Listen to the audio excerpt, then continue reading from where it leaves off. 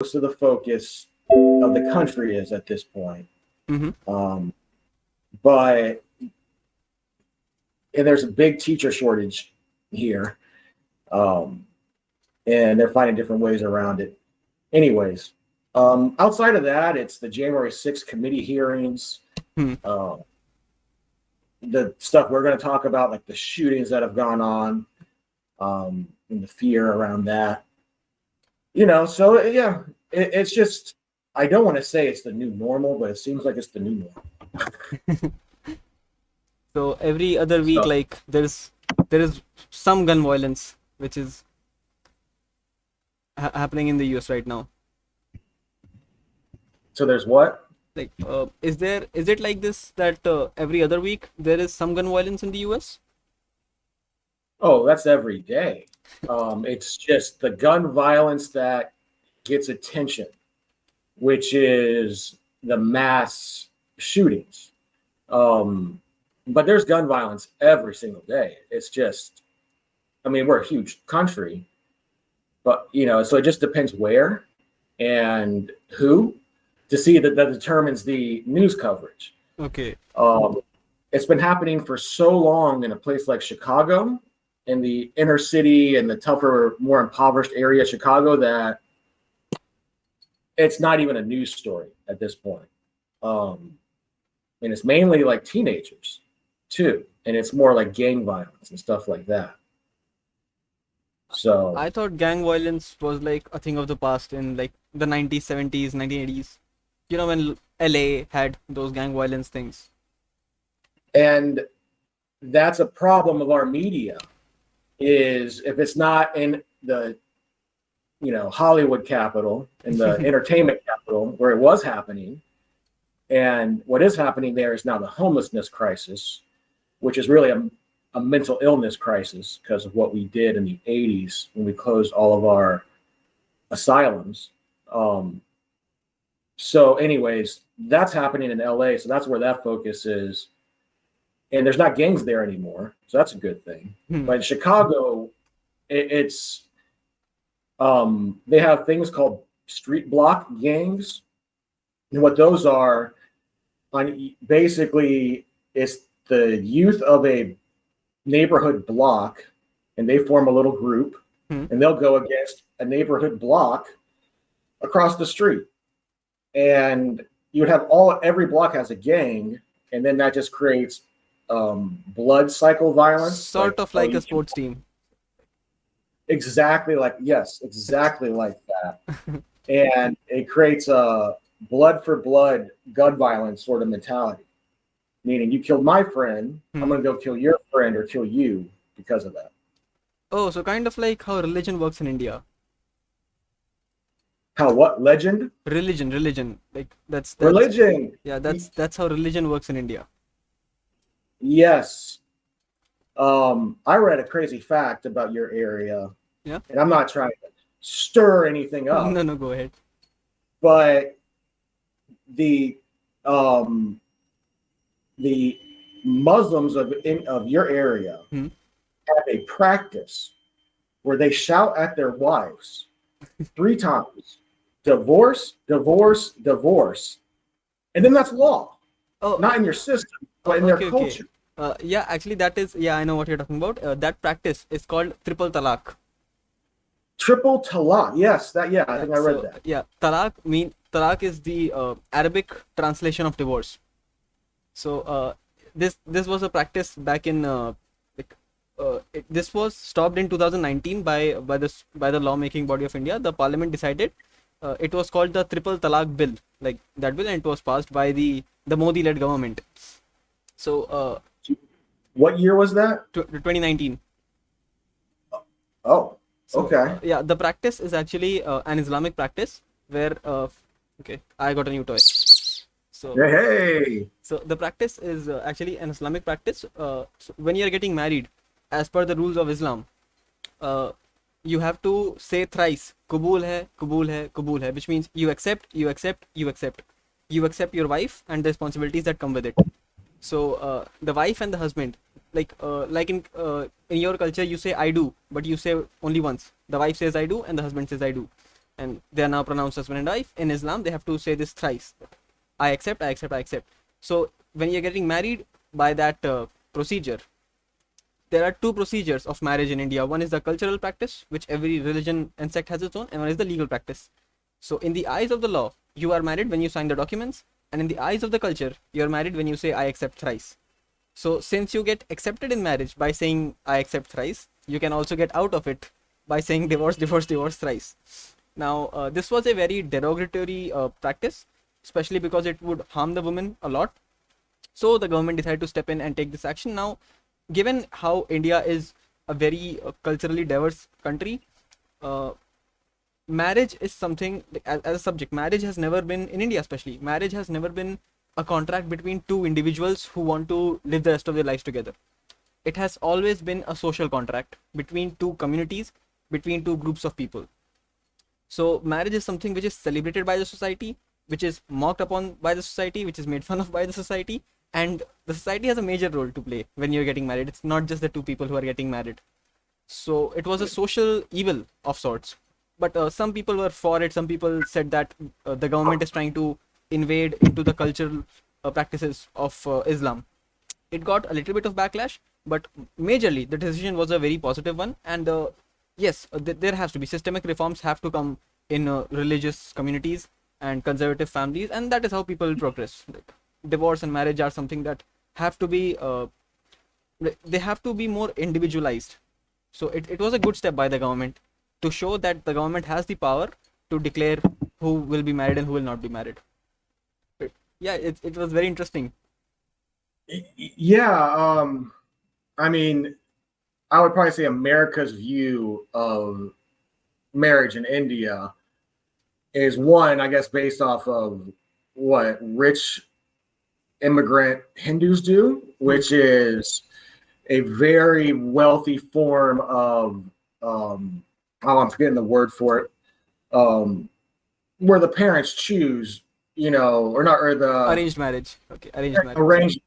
arranged marriage. So they'll have like a daughter who's a real estate agent in LA, some dude back in India, some rich guy in India, and the parents get them together, and it may work, it may not work.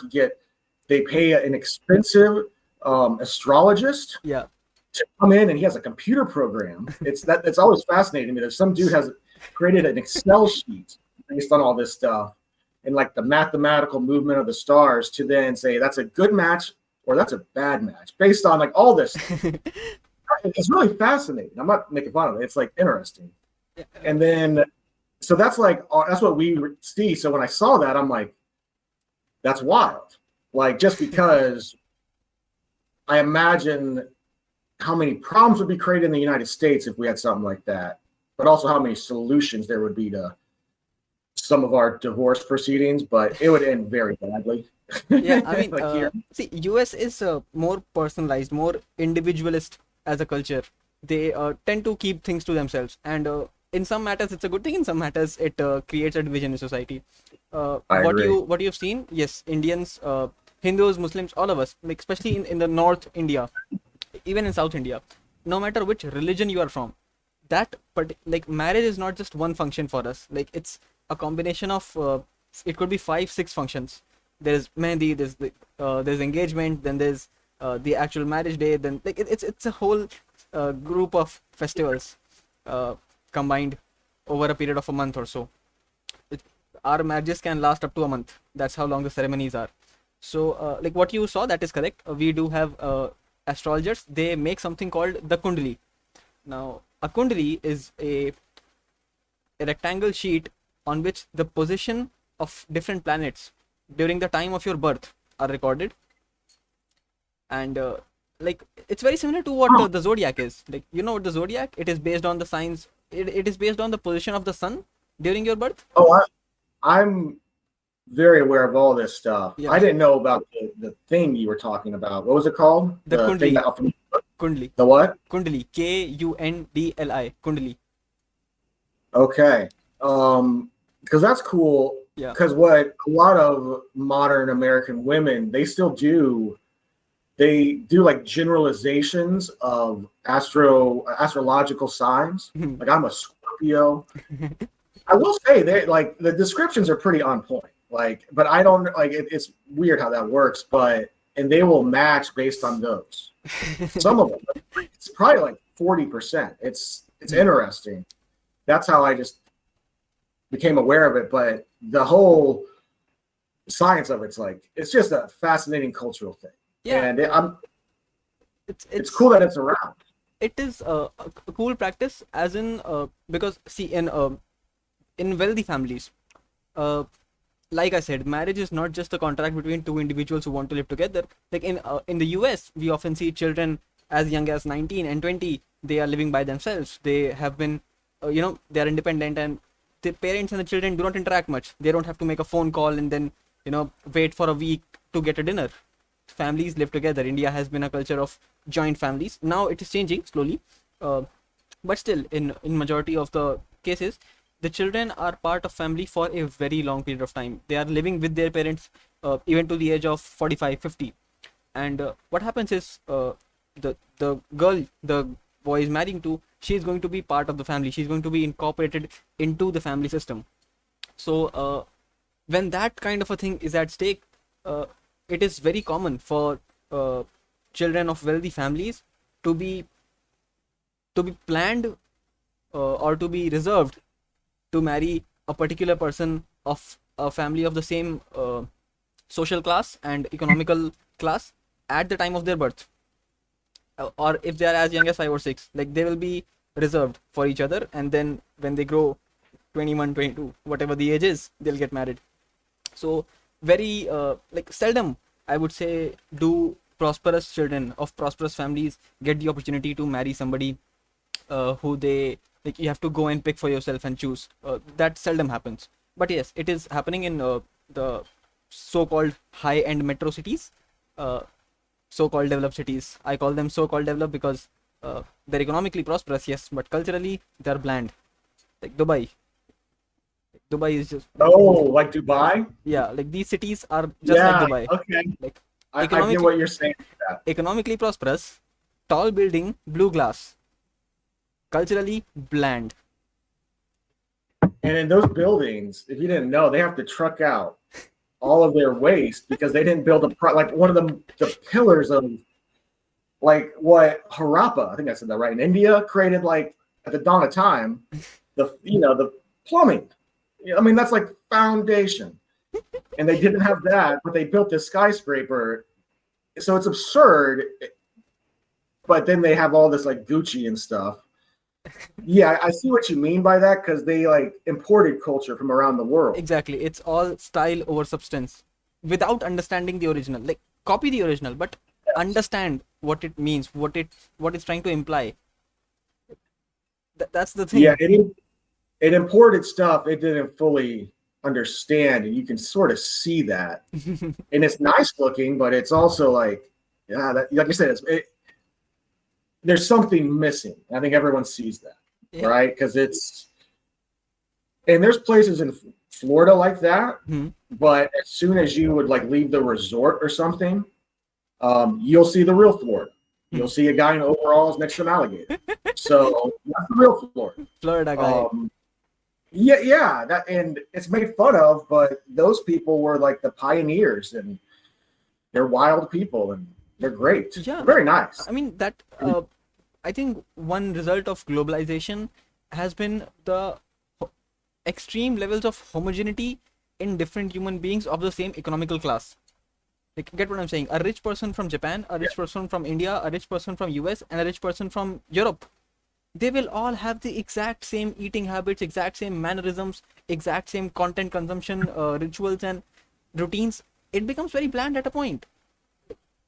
Why I do agree. people leave their cultural identity as soon as they become economically equivalent to somebody else in some other nation?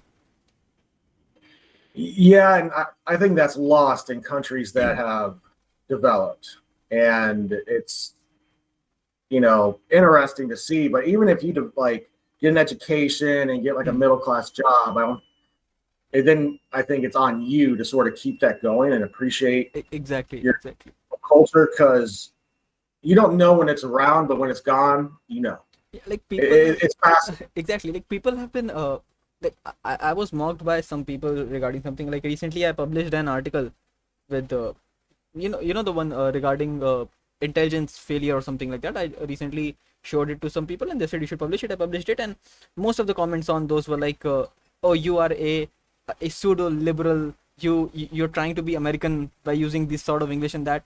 And like you're leaving, like they accused me of leaving my identity as a Hindu and trying to be an American because I'm seeing the word from an outside view. And I had to explain to that guy that American is not an identity. A person from Texas, Texan, is an identity. The more you go up in the US, like states like Dakotas, they don't have a personality. These people are just, they look white. That's it. America as a whole does not have an identity. It's regional, it's state. With Dakota, there's a hidden culture that is really dark. Like if you look, like it's oil. It's making a lot of money. Like there's a lot of money in Dakota because of all of the oil we pull out of there, and it's killing Native Americans. Mm-hmm. I hate to say that, but that's what they, and putting them on reservations. And there's the poorest Native American reservation in that state. Like, and it's sad.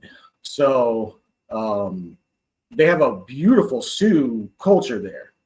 Sitting Bull, I don't know if you ever heard of him. Wounded Knee, that was the big massacre up there. So it's very tragic. It's just like it's one of those things we don't like to talk about because we don't know how to deal with it.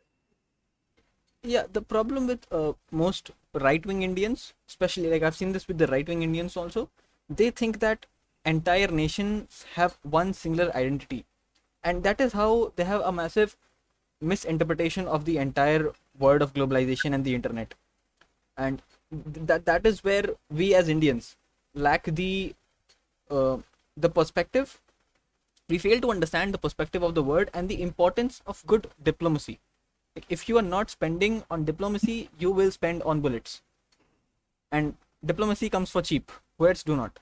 And that kind of disconnect between the conservatives, they fail to recognize what our cultural values are, and they just say, oh, everybody's trying to be against us, every single person is trying to be against us. So we have rejected, like not rejected, but like we have ignored every single word index, every single reading, every single report that says, okay, India, you guys are lacking in this, you need to do some serious work. Like, no, you guys are against us, this is all controlled propaganda, you're trying to demean us, we reject your findings, we reject your report. Dude, a doctor, if a doctor is giving you a report saying you need to have vitamin D, you're lacking it, the doctor is not a salesman of vitamin D. There's a difference. Understand that. Learn to recognize the flaws, and that is something right-wing Indians have not been good at, taking criticism. So, and it's always like on both sides, there's always a lack of perspective on why one side believes, like on why they believe what they believe. But what makes up a Indian conservative? Like, why do you think they're conservative?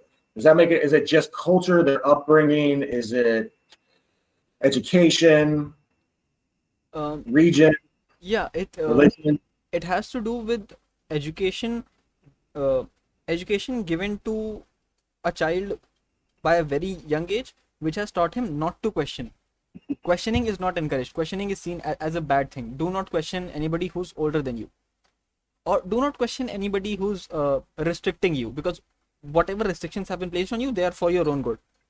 So when you grow up in that sort of bubble where you feel hostile towards every person, when you grow up like that, when you are grown up surrounded by patriarchal, misogynistic yes men, you ask me what makes a conservative Indian, the primary thing, which is very easy to spot, misogyny. They are highly misogynist. And I think that's always going to exist. It's just a human, for like, it's just around, but it's at like what percentage? That's interesting. Yeah. And it's probably a lot harder to change any of that or sway people because of with America, we don't have a long history in India. I mean, y'all are an ancient culture, so it's really easy to go, well, we've been doing this for a long time this way. So, Yeah, that's a very relevant excuse for. I mean, like, it's fine as long as these people are not selected representatives of the state. That is where the problem. If these guys were like some people just like having their stall, like selling burgers or like getting their pension, if they were retired individuals getting their pension, at the age of 75, 65, just sitting and chilling, texting their friends, like having a misogynist group and texting misogynist jokes to them and their friends in their bubble, it would be fine. The problem is these people are heads of state. These people are elected representatives. And that is where the problem is, because now they're not limited to their bubble. They're propagating these ideas. And they're propagating these ideas as a solution to word domination. Like, we have to make India the most powerful country in the world. How? By dominating the world. Okay, how? By using our culture in our country. And what is your culture? Oh, we don't know. They will never read a Sanskrit book. They'll never read a single Veda. They'll never read the Bhagavad Gita. They'll never read Mahabharata. They'll never read Ramayana. But they want to make India the Vishwa Guru, we call it. It means teacher of the entire world. How can you be the teacher of the entire world when your population is not even educated? Get educated. Exposure to globalization is completely lacking in these individuals. If I show them a map of the world and ask them, okay, show me where Mozambique is, show me where Madagascar is, 90% of them will not be able to.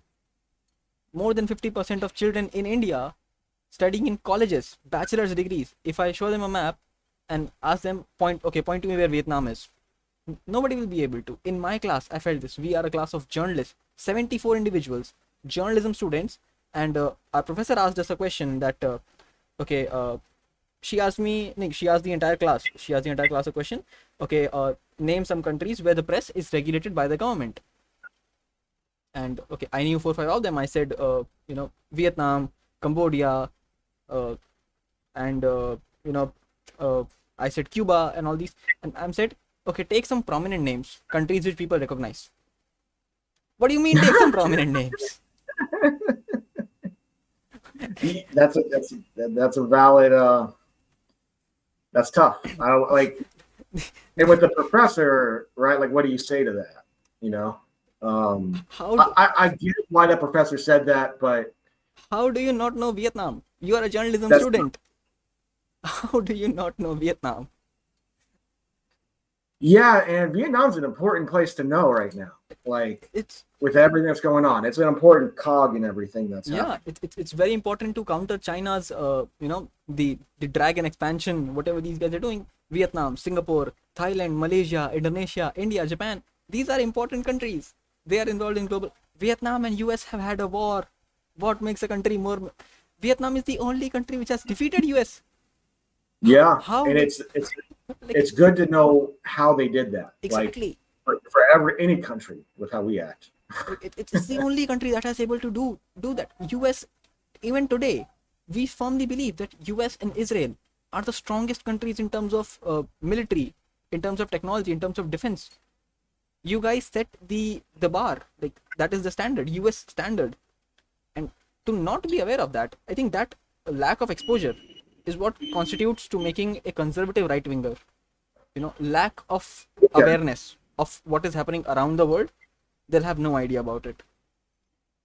And Israel is pretty much a U.S. state. I hate to say that, but like their government has interest groups in Florida that they're all behind DeSantis now. I would be amazed if DeSantis is not president in 2024 at this point. And he's on the wrong side of the abortion issue. That is the only thing that can cost him. Because with the recent, just to get into why not another fiery topic, the Dobbs decision by the Supreme Court didn't outlaw abortion. What it did was give the issue back to the states and say, you didn't follow the Constitution. This is a very important thing that states should decide per the Constitution and federalism. And that was a project of the right wing in the United States for about 50 whatever years, 70 to uh, yeah, about 50 years. And they worked on the legal side of things.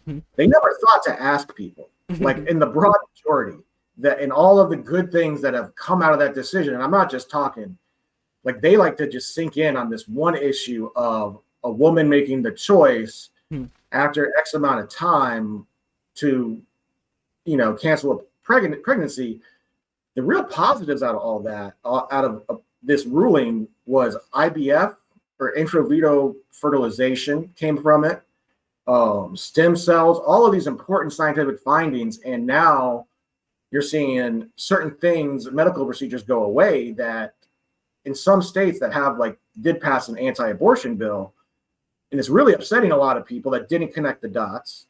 But also you're seeing backlash, like in Kansas, one of the most conservative states in the middle of the nation, voted 70% to always allow abortion in their constitution. I think one more state did that. I think Wyoming did that. Some other state. It's anytime it's on the ballot, abortion wins. So with DeSantis, he obviously is against abortion, being a conservative. It's an issue that can stop him. So it's interesting when you look at it. But yeah, like Israel's impact on us is very interesting, and how we just share everything with them. But yeah, you got to know where they are. It's important. Yeah, I mean, Israel in terms of I think as a country based on religion, being conservative has helped them so far. Being conservative has helped them retain their culture, retain their language. That is one good side of being a conservative Jew. What lacks is that they will never be able to make the world understand as to why the human rights violation that they do are justified to protect their existence. They'll never be able to make the left or the liberals understand that if they continue to be in their own in their own bubble. Yeah, and they spend a lot of money in the United States to make sure that doesn't become an issue. Yeah, exactly, because you see, Israel is not, it is a culturally stable country with a politically unstable government. They've changed so much governments in the past 2 years. Every single leader in their government is accused with corruption charges. Benjamin Netanyahu's government even fell to corruption charges. Then we had a new leader, and now his government has collapsed. What was it? Naftali Bennett. Now Naftali Bennett's government is about to collapse, and people are saying again Benjamin Netanyahu will come. Now, as an Indian, I should have no role pointing out other corrupt leaders. But as a journalism student, it is funny to watch a country so stable in terms of its defense, in terms of its intelligence, in terms of its national security, be so unstable on political levels. It's interesting. Yeah, it is. I've never thought of it like that. That is interesting. And how that doesn't disable them in some way. Exactly. And it's interesting how that ship keeps going despite that. You can say the same thing sort of about the United States at this moment. Well, actually, no, throughout our whole history, we've been very schizophrenic. What was the role of the, what was the, sorry to cut you off, what was the role of the students in the entire, people against abortion thing, or how strong are student protests in the United States right now?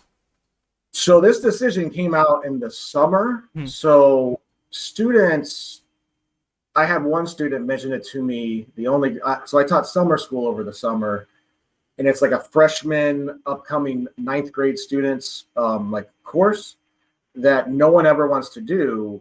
And since I like my boss, I said, yes, I'll do this. And it was interesting because it was 9 students, 8 boys, 1 girl. And 8 of them, all the boys, were foster care students, or orphans, basically. And I saw how we're sort of failing them as a society. It's very tragic because we could do so much more, and we chose to privatize it. And that just led to corruption. They were sleeping in offices at one point because they couldn't stay with certain people, or they couldn't find a home for them because we should have been building facilities for them. And now they finally did that. So they're from this one facility by my school, and they're all messed up in their own way. Not bad people. It's just, you don't grow up like that and not have issues. So it's interesting getting to know them. And then this one girl, she mentioned it to me, like, "Oh, you're taking away our rights." I'm like, "Don't say me. I'm not doing anything. Don't point. Don't say all men." Like, it's a Supreme Court decision, and then you can blame the Republicans in Florida for what they did. Like, it's not. So protests in my city were pretty big, but they're loud. It's almost like they know what they're doing because they don't go too far, but it gets the word out. And if they were to hold that vote in Florida, like, should abortion always be legal, it would be a resounding yes, of course. So there's a very small minority of people that are very loud that are pro-choice, as they call. And their reasoning for it is very religious, very conservative Christian, very, I'm not going to say anti-science, because then they'll start going into the science with you, and then you end up in a philosophical debate on when life actually begins and what is a spirit? When is the spirit enter a child? It's like, but the sanctity of life. Yes. What does that mean? So if I ever, by law, I can't even bring it up in the classroom because it's that divisive. I could get, like, that's one of the few things you'll lose your license over. Okay. Like, they'll just strip it from you because it upsets so many people. Like, even though most people don't think about it or they're for it, that 20% is loud and powerful, all conservative. So they don't think about, like, my argument to them is an American sort of libertarian perspective of, you don't know what someone else is going through. You don't know what someone else is living, and you are utilizing a centralized government to stop someone from a medical procedure, which seems to be pretty anti-American to me. Even though it's actually really American because of Puritanism. But I digress. So it's just a never-ending debate. So you just have to win in the court of public opinion. Like I was listening to you with lots of curiosity, and one thing you mentioned is that you can't bring up certain topics in class because they are so divisive, and teachers can get their licenses revoked over this. This is an issue which I think India did not address this issue, but this was resolved on its own. With regards to freedom of speech and expression, we have always, like, the liberals of India have always seen US as the as the role model. Like, okay, the comedians in the US can do this, why can't comedians in India? The thing is, as long as you're not going against a particular government official, India is very, very, very liberal right now in terms of the speech and expression part, except for the targeted government officials. If you're not doing that, even teachers in our class bring up topics all the time because we are going to be discussing news with millions of people, so we have to be responsible. Yes, we have to be responsible, but the level of political correctness that teachers in the US have to abide by, our teachers don't have to abide by that much political correctness, nor do our students. That is one fascinating thing. We might disagree, but nobody is stopping people in classroom. That's a really good thing. Now, we have passed laws that say it's the academic freedom law. And this always ends up in court because it's not specific. Basically, it says a teacher can't lose their license, even though this does happen. And they passed a law that contradicts it. It's very strange. But basically, it says you can't receive punishment from speaking your mind. But then the law they passed was that except on these issues. So it ends up in, like, a weird battle, but it doesn't happen that often. Like, I can really just say whatever I want in my classroom, as long as a student really doesn't want to get you, if that makes any sense. Like, you just really make them hate you. But also, there's a money issue to this. If it's a wealthier school, you actually have to be more careful Like like no one really cares about speech or like, some teacher saying the wrong thing to if they're still working every day and they have all these other things to worry about. If you're in a wealthier school, like that resistance to open-mindedness seems to be there a little bit more. That's an interesting sort of thing I've seen. Yeah, I think I have observed a shift in India's right and left, conservative and liberal, when it comes to freedom of speech. It was the conservatives back in 2012, 2013, 2014, when YouTube was, starting to grow in India, and some people would make very funny, sketches and these little videos which would have a little bit of obscene jokes here and there. And so the conservatives were trying to curb on freedom of speech. They would try to censor every single thing, and this is not allowed, this is bad for society. And the liberals were like, no, speech and expression. And in the recent years, the conservative right wingers have been using vicious language, violent attacks, rape threats, death threats, and stirring up religious hatred between people using free speech. And the liberals are now all of a sudden like, this is not at all responsible, freedom of speech should come with some restrictions.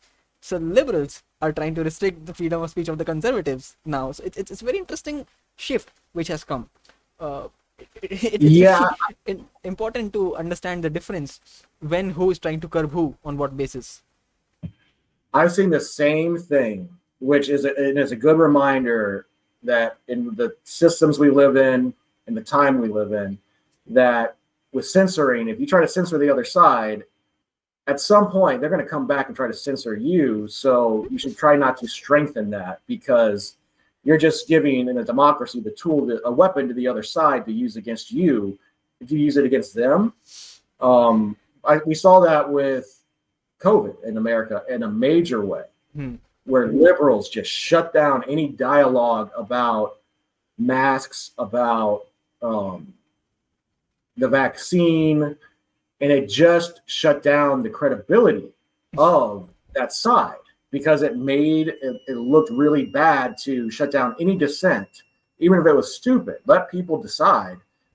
And it made things way too controversial. You had up in Canada, the people driving trucks and shutting down the whole state, whole nation. And that was all because they just didn't let their arguments win. Because if you look around the world, we were lucky to have the vaccine we did, even though I had side effects from it. But China right now is facing the repercussions of what happens when your vaccine really doesn't work too well.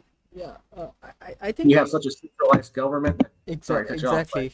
Yeah. Doesn't it once? They did not have any pilot project. They were like, this is made in China. I think they wanted the technology for themselves, and they couldn't lift it from the United States, because we just kept it. Our pharmacists, we have so many stupid tech companies that go over there and just get their stuff jacked from them. I'll give it to our pharmaceutical industry. They're powerful, and they don't mess around. They don't bend over. They don't bend over. No, they are powerful, and they can be frightening sometimes. But yeah, they're a powerful entity, and we're lucky to have them, but they're also corrupt. So that's where corruption in America lies. No, they're very corrupt. Some of the stuff they've been caught doing, it's wild, but I mean, it's almost the price of progress in my mind. Yeah, like the thing with the thing you mentioned, like one side giving the democracy a tool to then censor them back. I think the problem when liberals shut down any dissent or any questions was that there's a time period when a liberal, those who think they are fighting for the rights of other people, they encounter this sort of superiority complex that I know what is better for the society than the society knows themselves. I know what's better for you more than you do.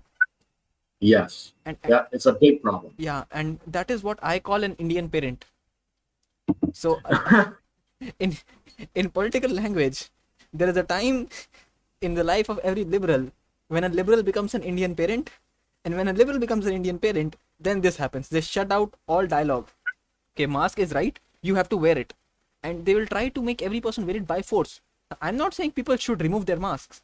But if they understand that it is for their own good, see, there are only two reasons that a person is not understanding.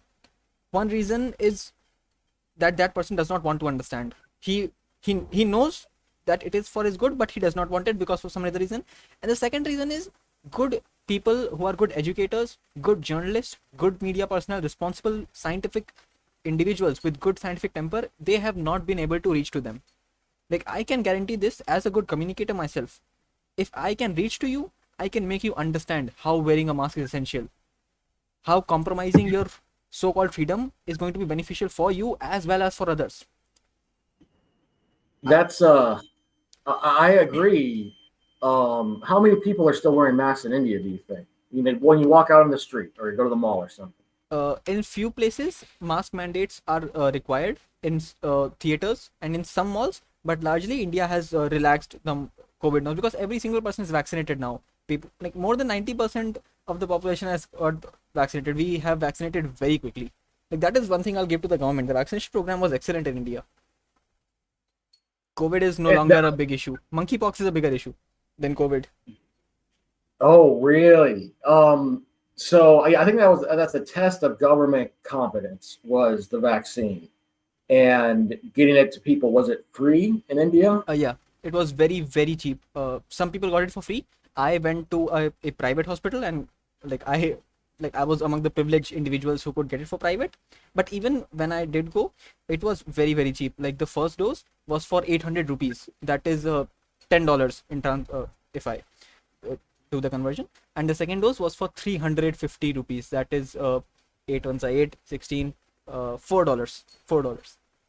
Okay. So in $14, I got both the doses. And good. So why would you want to do private instead of free for public? What's the advantage of spending the money? I'm just wondering. You save time. Like, if you're going for the free one, you'll have to stand in a line, and it might take up to 30-45 minutes for your turn to come because you'll have to stand in a line because there are a lot of people. In privatization, you get your own room. Like, you just go there, you show them your ID card, you pay the money, you'll get your own room. They'll come administer the vaccine, they'll monitor you for 30 minutes, and then you can go. So you get an air-conditioned room to sit inside. That's all. No major difference. Not from my perspective, at least. That's interesting because that really, I mean, I guess some people did go to the private doctors to get it, but that was more, I guess it would be a convenience thing too. Here in America, the only issue that we had when we were giving it out, they were having people that worked in the pharmacy do it, and some of them didn't know how to do, like, aerate the shot and do it all properly. I was lucky enough to have someone that was competent because they would have doctors come in and then tell them how to do it, and it's not always that easy. Mm-hmm. But that's interesting. Our medical, yeah, that was a test of government competence. Yeah, our medical system was very, I would say we were fortunate. We were fortunate to have, like, I'm not saying India on a level is adequate when it comes to its health system, no, but India is very affordable when it comes to medication. It's extremely affordable. Like, and even everybody contributed. We did not think about religious boundaries. Yes, there are some stupid people in India who are very conservative when it comes to practices such as the one you mentioned, like divorces and all these things. In terms of our spiritual aspects, some people become very conservative.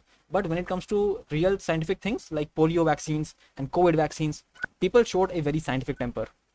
1 or 2 cases of anti-vaxxers have popped up, but some people are trying to be responsible, but it comes off as irresponsible. One such person is Akhilesh Yadav, the former chief minister of my state.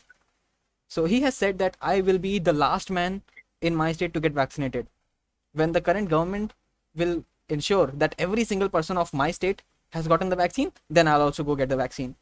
He's trying to show that he cares more about the people than he does for himself, but this behavior comes off as really irresponsible. Like, I get it, you have a sacrificing nature of sorts, but it comes off as irresponsible. You are a former chief minister, you have to meet people, you're socializing, you're holding events and rallies, you should get vaccinated. But yeah, that's an interesting tactic he's using.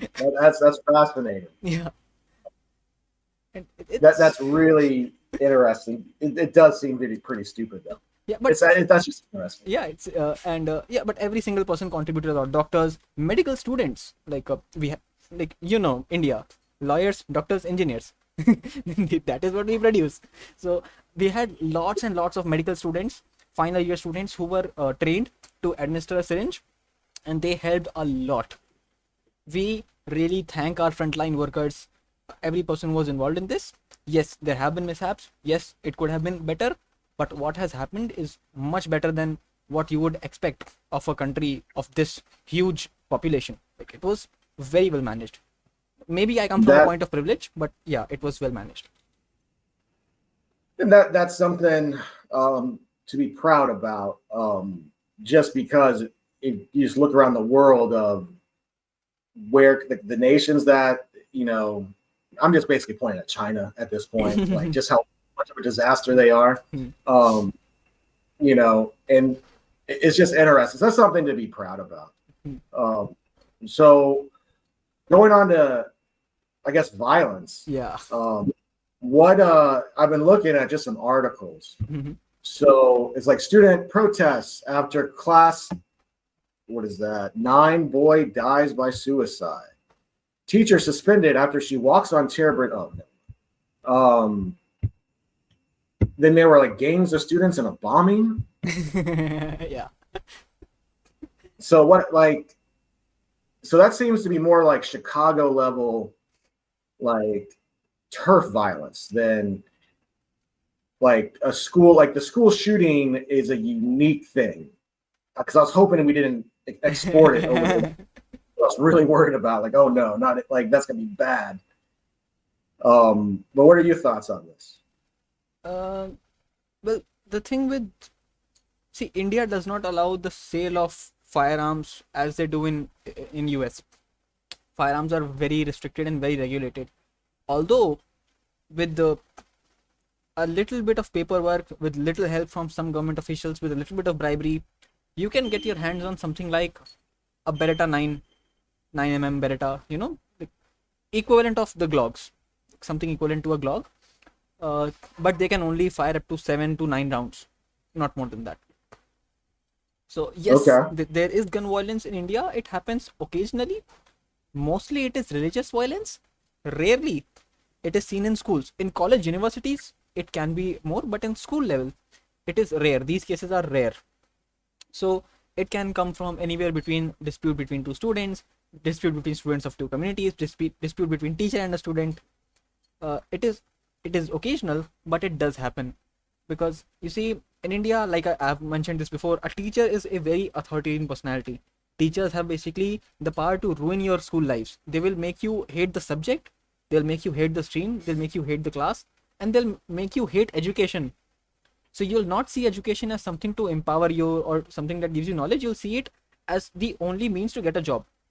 If you're sitting 8 hours a day in one place only in the hopes of getting a job, and if you're getting demeaned daily by some individual, you will harbor that anger, and if you have a gun, you'll take out that anger. That is what will happen. In the bombing case, the facts are still very loose, so I'm not reading any news article as of now. I'll read them next week, because only honest journalists will start publishing it next week. Right now, everything is speculation of what is happening. But yes, violence in India has emerged a lot post 2014, especially when the BJP government came to power. Campus violence or communal tension in college campuses has increased. Is that now, is that religious? Is that a political divide, like, or is it like pure geographical sort of turf All of team them. mentality? All of them. It's religious, Wow. Okay. it's casteist, it's political. See, every political party in India has a student wing, a group of students. So a college campus student wing is a very good launching pad into politics. So every university has a student body, a student union, and every student union has a president. So most of the time, college campuses have student bodies of political parties, and they will have rap battles and debates and discussions against each other. Sometimes these confrontations are friendly, sometimes they become violent. But the most violent one that I can recall is, you mentioned January 6th. On January 5th, something interesting happened in Jawaharlal Nehru University. Jawaharlal Nehru was our first prime minister, and on his name, we have a I think it is the best university in India. It is the most prestigious university in India. Every single year it wins the award for the best academic university. The president of India gives the university that award. And in that So, university, more than 100 masked men entered the campus with rods, with acid, with petrol bombs, and they viciously attacked the students of all political parties. They attacked the teacher, they attacked the professor, they damaged the library, and then they walked out, all while the police were standing outside. This was a major hit. To give the idea, like, and a lot of prominent leaders came out of that university and they said, we do not care which student wing was involved in this, because students of both the parties have been hurt. Students, teachers, everybody was hurt. College campus is not a place where this kind of violence needs to happen, not at all. And this was January that 5th, is one day before that's the insurrection. so that wow, that was a day before our silly thing that we did. I mean, like the scary part about January 6th was them getting in. Once they were in, they didn't know what to do. Like, and they didn't realize, like, if they would have took a wrong turn, they would have been face to face with about 17 automatic rifles. Like, so our government, like, they had like a plan. They were like, I was always wondering, like, why didn't a massacre happen? That could have easily happened. Were they not there to attack Mike Pence for betraying Trump? Now we know that. At the time, I mean, yeah, pretty much. I think if you ask everyone that was there, they will have a different sort of answer. I mean, it's always going to be on the general stolen election nonsense fantasy dream of Trump. But Mike Pence, some people were there. It was mob mentality at its worst. But it wasn't tactical outside of Trump using social media to try to do that as his last resort. And Pence wouldn't, basically betray his oath. So it shows you the good side of democracy and people believing in certain values. Also, it shows you at the same time the downside of it with these different groups they use to try to maintain power. Like for your student groups, the same thing exists in the United States. Is like the Proud Boys was one group of young guys that were really part of January 6th. That's a right-wing sort of student group. And then something called Antifa is a left-wing student group. And both sides won't recognize that it's a problem on their side. And so I wonder, like, how much of it is a cultural problem compared to a problem of democracy? And is that just something you have to live with, But the 30 masked men tactical attack, man, if that happened in a United States university, that would be such a moral panic, if that occurred. I think that university in particular has been the target of government officials for a very long time now. Since the 1970s, during the time when India declared a national emergency, where Indira Gandhi was the prime minister, 1970s, 1980s, 2014, 2016. Every few years you see one of the major universities in India is attacked either by the government or by some goons to disrupt the flow of education in some way or the other, but the university always bounces back. And one important thing regarding the Uttar Pradesh bombings, it is my own state. More than 200 people were part of these things, and they also formed gangs. And these people are from elite schools. These are reputed school children who are forming gangs and naming their WhatsApp groups and are attacking each other with crude bombs. And they learned how to make the bombs from YouTube. That's so wild. YouTube. I read like it's kids like that. Oh wow. So work from home for a terrorist. It's so if you were in charge, how would you solve that? Like this issue. That is to dampen it down. I don't know if you can ever solve it, but dampen it down. I mean, most of the times teenage boys have lots of energy. Not just boys, but teenagers in general have a lot of energy. What I have seen is that people in my state or my country in general do not have a lot of recreational activities. I would encourage sports like boxing, wrestling. You want to fight, you want to brawl, do it in a controlled manner.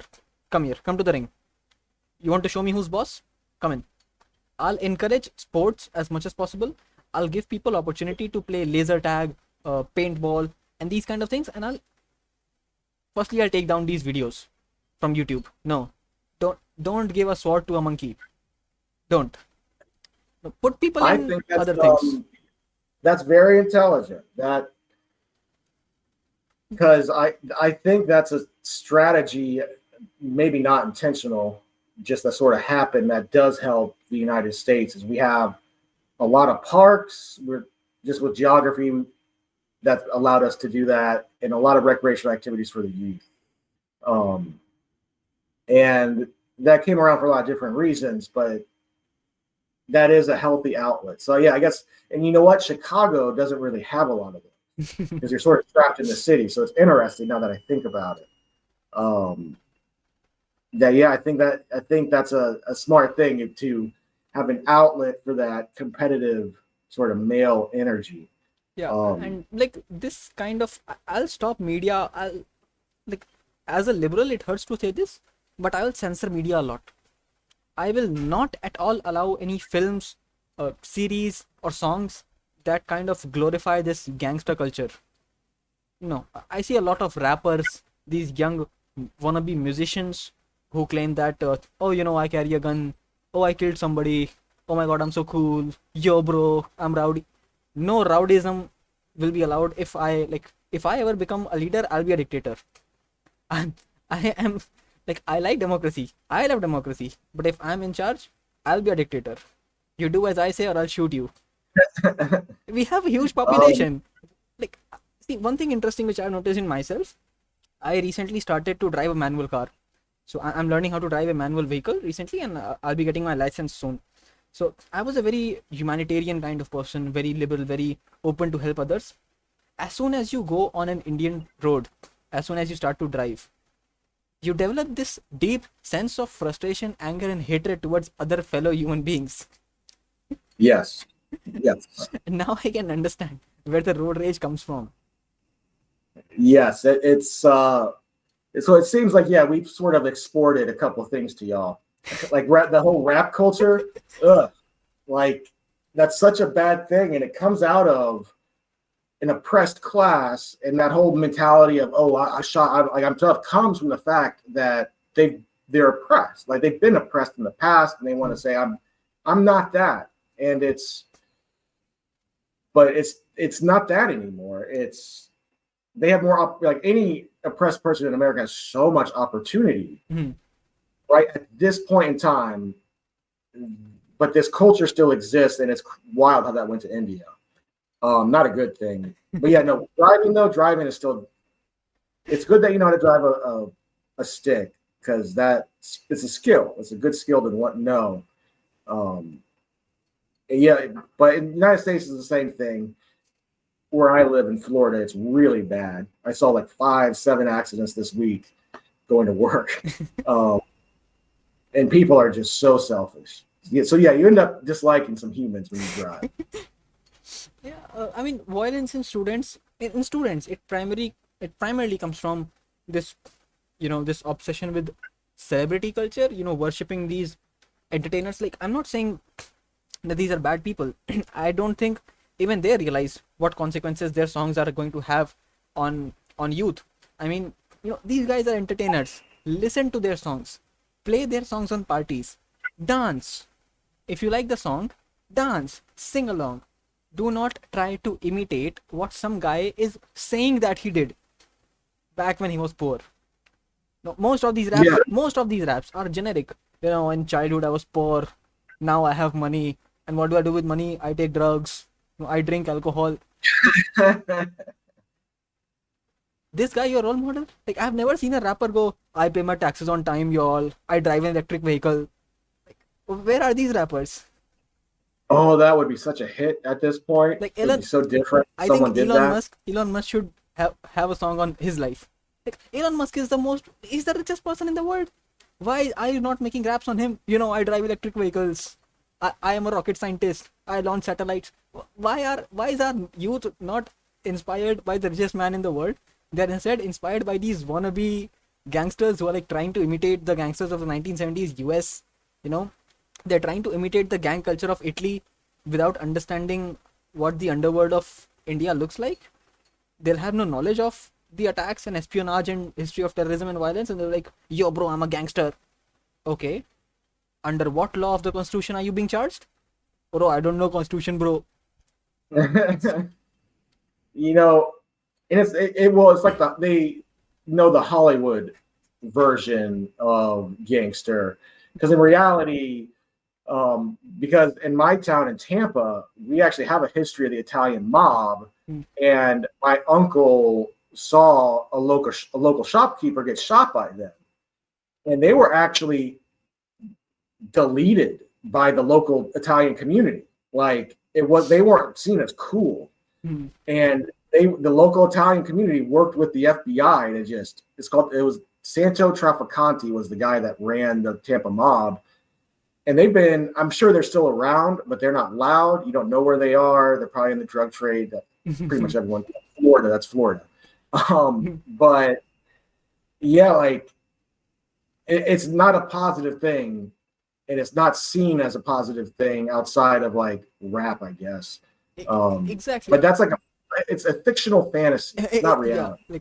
Yeah, like I had a very cool tuition teacher. Like I used to attend coaching classes when I was in grade 11th and 12th.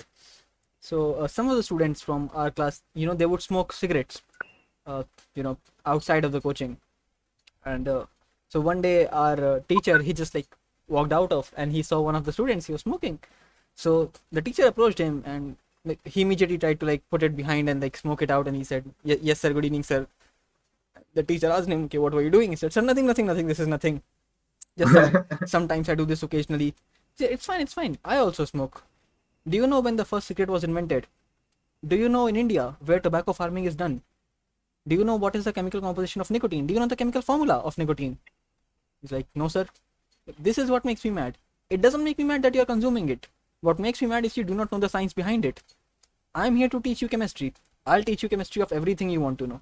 I'll tell you the chemical formula of it. I'll tell you the history of it. I'll even tell you how to farm it. But if you're going to smoke it, know about it. Have the knowledge. You think that smoking this is cool. But do you know the history of tobacco? Do you know where it comes from? Can you grow tobacco? Can you sell tobacco to other people? Can you capitalize on it? Can you do something which is beneficial to you? Or have the knowledge of it? So my teacher had a very big perspective on these things. But he would say, if you're going to drink alcohol, tell me the chemical formula of alcohol right now.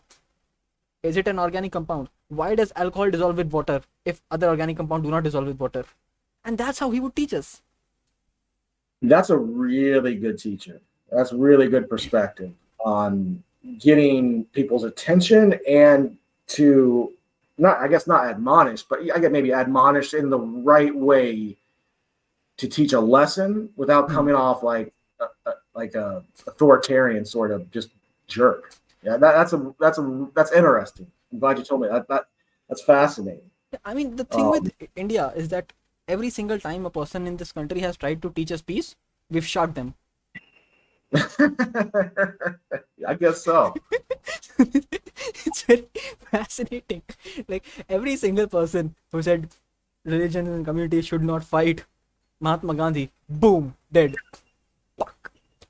Dead. Oh man. And like it's fascinating. Not just that he was shot. It was obviously a very sad moment for all of us. Every person in India, of course, mourns the death of Mahatma Gandhi. There are some people in the ruling party and some people in the nation who celebrate Nathuram Godse, his assassin, on on his birthday on October 2nd. It's Mahatma Gandhi's birthday, and we call it the Gandhi Jayanti, and it's a national holiday all over India. And on that day, some people will make a statue of Mahatma Gandhi and they will shoot it with a mock gun, and they will celebrate Nathuram Godse.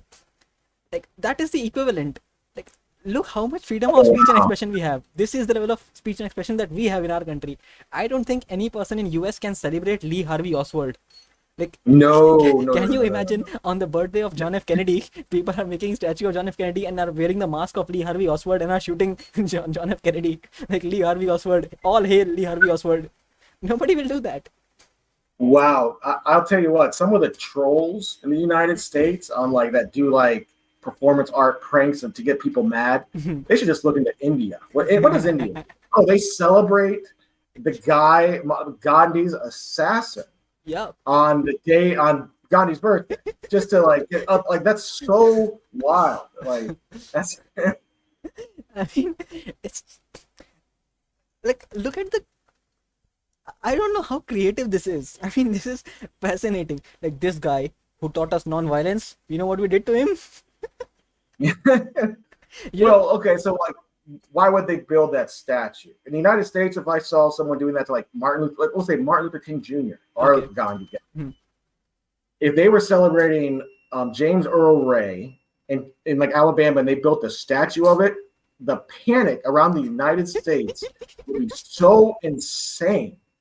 And if it came out that it was some right-wing troll comedian that did it, I would think it was really dark, sort of funny, but just awful. Mm. But there would be violence. It would get bad. And it's that's an interesting thing. See, people are heavily divided on the issue of Gandhi because, see, like I said, people in India don't read. They just like want to gossip.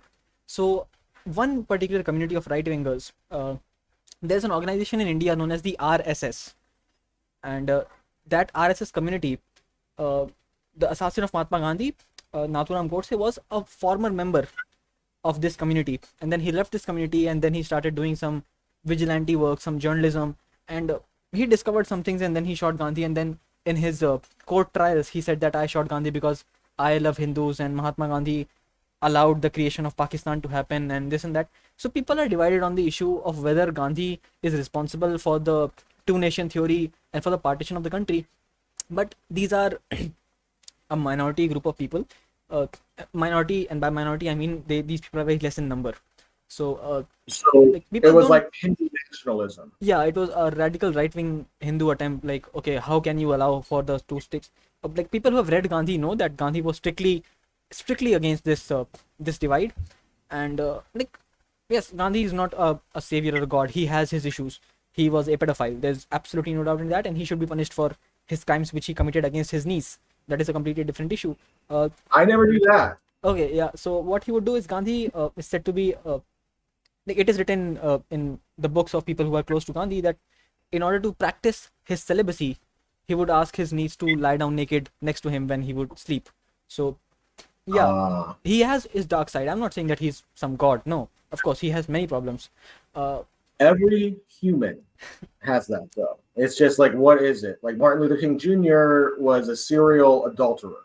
Like the FBI, who was concerned he was going to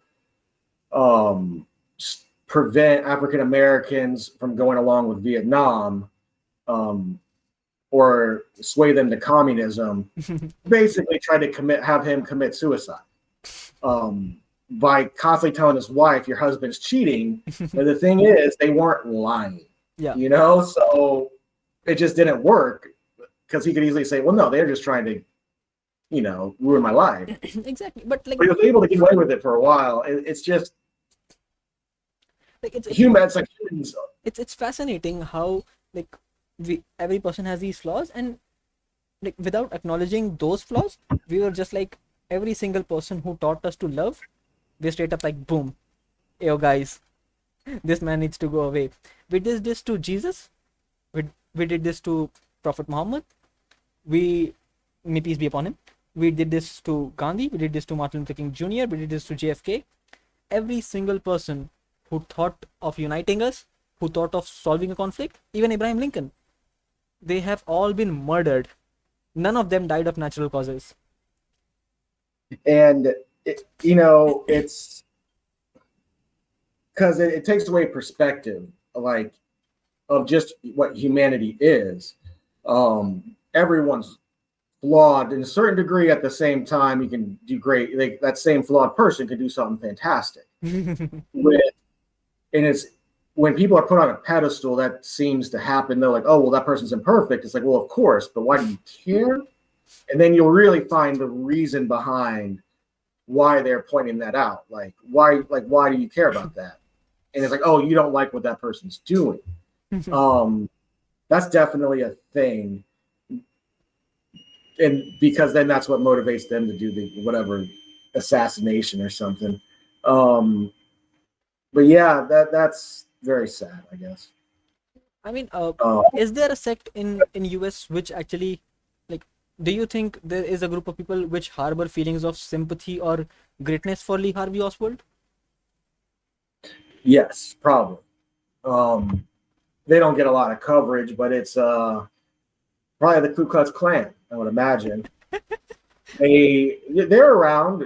I mean, I live in the South. Hmm. I'm the ancestors of Confederates, Hmm. and you know, but they exist in modern times in really small rural pockets, and they're very ignorant. And the ones that aren't ignorant are manipulating the ones that are, and they're only doing it right now like it's a social club almost. But I'm sure they have conversations about how, oh, Lee Harvey Oswald wasn't right or wasn't wrong or something, Hmm. or James Earl Ray, whoever. And or the really fervent anti-communists on the right. Um, it's that with JFK. So it exists, but it's a really small minority. You know, I mean, what so like Ku Klux Klan, uh, like to to an outsider, like as an Indian, I just think these are guys who want to celebrate Halloween throughout the year, and that's why they wear weird costumes. Like beyond that so point, not much is known about them to the rest of the world. What are they? so that's it's interesting because that's a very like Hollywood, like with the well, no, they were also on film. You can watch old films of their marches, but like when they would terrorize people, if you actually look into the real history, it is frightening. Like they would use pillowcases and put it over their head and then cut out eyes. So imagine at night, you're just sitting in your place like now, and then a brick flies through your wall or your window, not wall, window. You look outside and there's a big flaming cross. And you don't see anyone. You just see that flaming cross, and then you hear people start screaming in the woods. And then you'll see like a shotgun come at you, like a shotgun spray come at you, and it like hits your wall, and then one of your doors just gets kicked in because they come at all sides. And then they would usually do it to unfortunately African Americans, and then go and hang them from a tree, and then cut pieces. So they would cut off their ears, their nose, other parts I won't go into, and they would do that to any African American that did not know their place and would try to vote or try to go outside the cultural norms to not be oppressed. So it was a social control method that was super effective. And luckily, there's a law that if you're part of that Klan, they can just arrest you and put you in prison. Grant created that after the Civil War, and it was needed. And they're not really a thing anymore outside of it's like a cultural heritage at this point. I'm just keeping it going because my dad gave it to me. And I think it'll be hopefully dead soon because it's just not a thing really to keep going. Because what they sell the young people is a lie. But a bigger problem in the United States is lone wolf sort of violence, where you get school shooters that have a crisis of meaning. And what I mean by that is they don't think anyone sees them. Their parents don't give them enough attention to make them feel worthwhile. So they look for this in the internet. And then in the internet, they get into some bad rabbit holes. And then they end up on Wikipedia and they think, I got to make my own mark. I got to get into history. What's the easiest way I can do it is go and shoot the people that no one wants me to kill and make it an atrocity. And that's why they're attracted to schools, because you're killing the future. And like, I'll get famous for this. And so I think it's a crisis of meaning.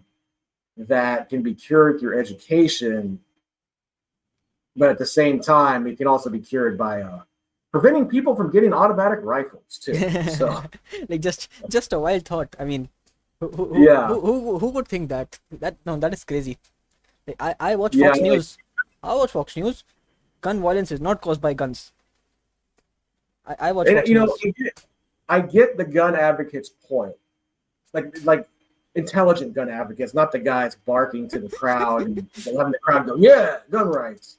But like, if you give a government a power, it'll abuse it in ways you can't foresee. So I get that, Yeah, exactly, and exactly. Like, like we have wild hogs in Florida. hmm, Hernando Cortez, not Cortez, Juan Ponce de Leon, when he came looking for the Fountain of Youth in Florida, that was a real thing. You know, it was around where I live. Not the Fountain of Youth, obviously. That would have been awesome. But he thought the springs around where I live was actually, oh, one of these got to work. No. But he released a bunch of hogs in the area so they could have something to eat. And these things are like gigantic boars now. And then they spread across the United States. If you come across one of these things, you need an automatic rifle. They are mean. They will go after you. So I get I get a gun advocate's point, but maybe an 18-year-old shouldn't buy it with a credit card. Their issue is probably not hog related. You know, maybe it should be a someone that has a home and is an adult and is not going to go and do some atrocity. So you can do things like get an ID to drive a car. It can be sort of tough in the United States at times. Make it like that. That would be my counter. Like, we're just not being smart about it. I think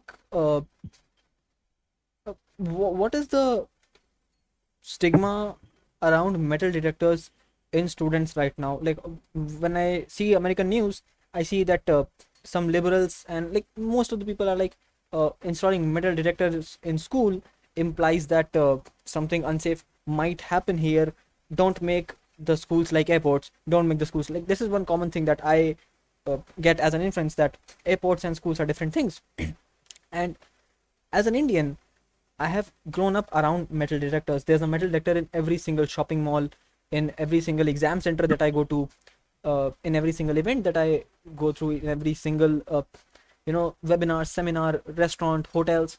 Every single place has a metal detector in places where I live in. I do not think of metal detectors and go, oh, something wrong is about to happen. I look at them and it's normal. It's very common for me. Are metal detectors so uncommon in the US? So no, like to go to a local football game, you have to go through a metal, like any event, usually you have to go through a metal detector, some sort of security. I guess they don't want to send a message that schools are that unsafe.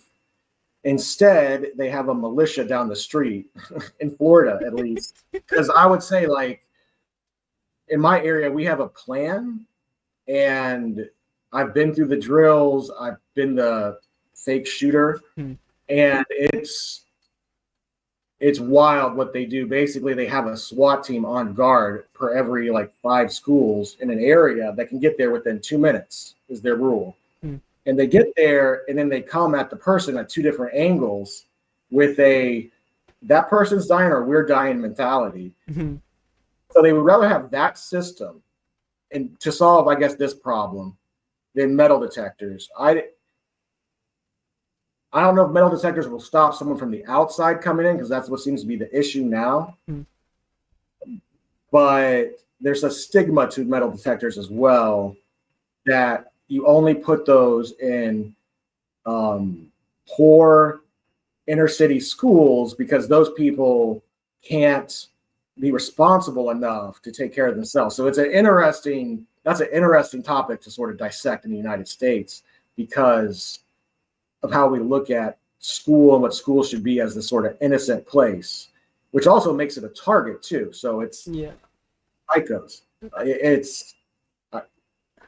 I don't know. With respect to airports, like congratulations to the Air Force and the CIA on assassinating the last standing leader of Al Qaeda, Zawahiri. Absolutely well done, guys. Congratulations. Nobody That was a going to raise issue. revenge hit. Great That mission, was guys.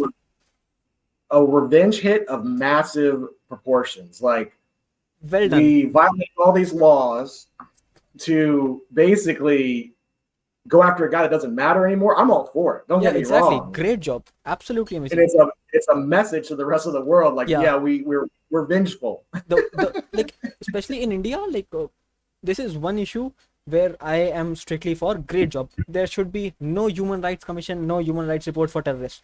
Great job. Absolutely amazing. Like I would even And encourage my government and my intelligence agencies to learn something. Like don't learn the massive abuses that they did in uh, Latin America or Chile, but this is one good hit. Great. Even if this was by the books, not by the books. Good job, great hits. Now, when can I bring a big bottle of shampoo through the airports? Done. um, All terrorists gone. Now, can I bring a bottle of shampoo through the airport? Please. no. And you got to take your shoes off, and they got to see what your genitalia looks like. Um, Like, how stupid will I look if I were to hijack a plane with a bottle of shampoo? it's What? like that whole thing. It's funny now that it's basically a jobs program. Like, they have all these jobs program, but they will never say what they are. Like, in the education system, we have different positions where I'm like, oh, this is a jobs program. You're the director of student community services, the assistant director, like director of some thing, because you couldn't be in a classroom around students because you didn't like them or whatever. And so they just put you over here with a clipboard.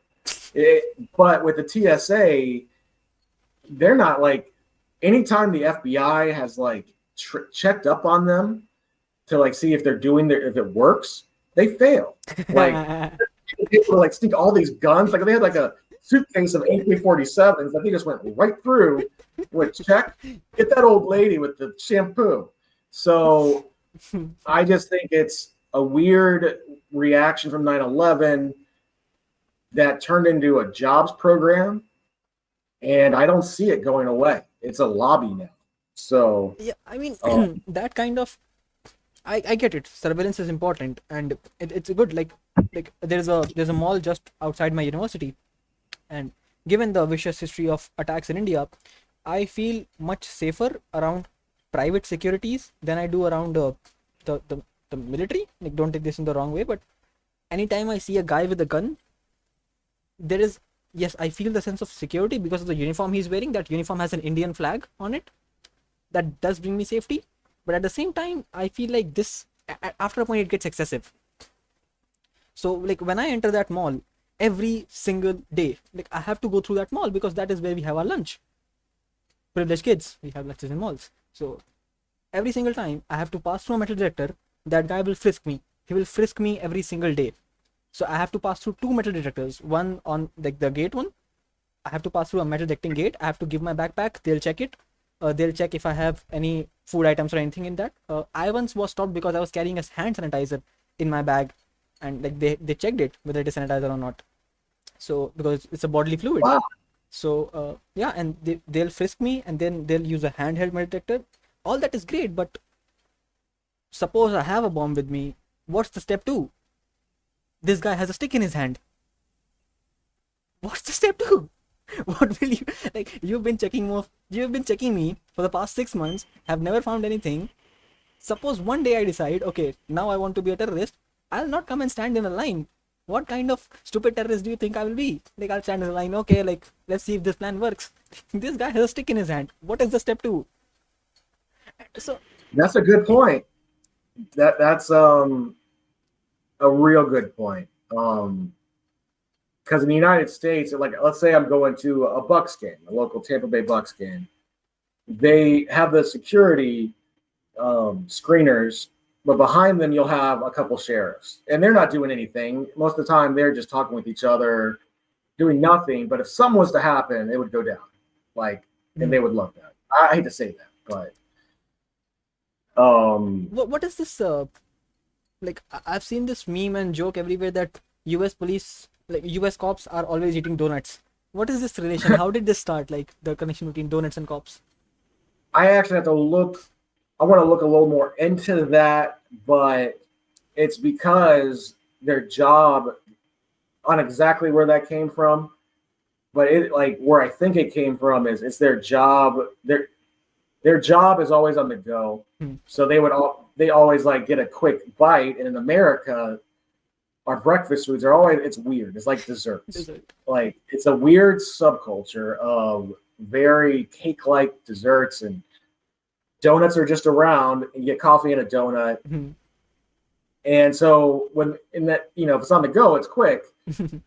So they're all, I guess back in the day, they were always seen with donuts and you had that stereotype. And, the two insults people throw at cops is the donut one or the pig one. And I need to find out, like, that's an interesting, like, question on where exactly, like with the pig thing with the cop. Like, I don't know how those are related either. So, yeah, no, that's definitely a thing though.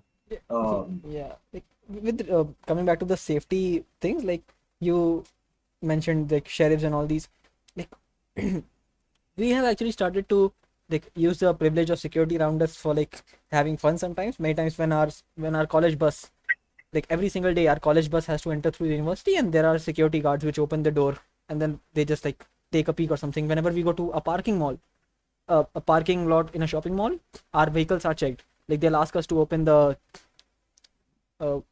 the boot space of the car. So they'll open it, they'll scan the uh, underside of the car with a metal detector, and they'll check the car thoroughly before allowing you to park. So whenever I'm traveling with some of my Muslim friends, like we have this inside joke where we roll down the window, and when they're asking to check, we'll just yell loud, "Okay, make sure you hide the bomb correctly."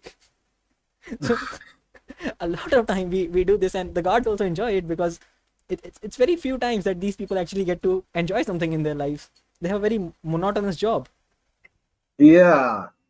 So that's wild. So when you go into a mall parking lot, they check it underneath like with a mirror sort of stick. Mirror stick, a metal detector. Yeah, Indian malls are heavily regulated. Indian malls have more security than US schools. Yeah, no, that sounds like it. Can't Um, so the mall in India is still very popular if they're doing all that.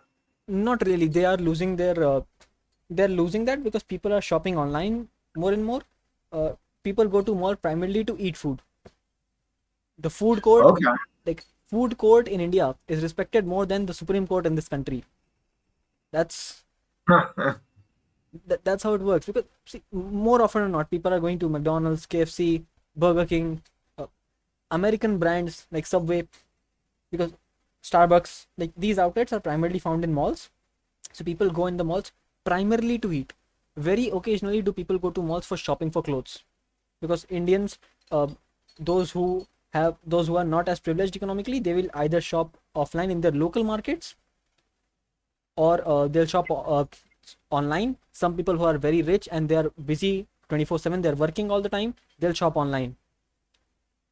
Like obviously some people, if you like one particular brand, like I'm a huge Nike fan, so if I have to buy Nike, I can either go to a mall or I can go to a Nike showroom, but most of the time I order online.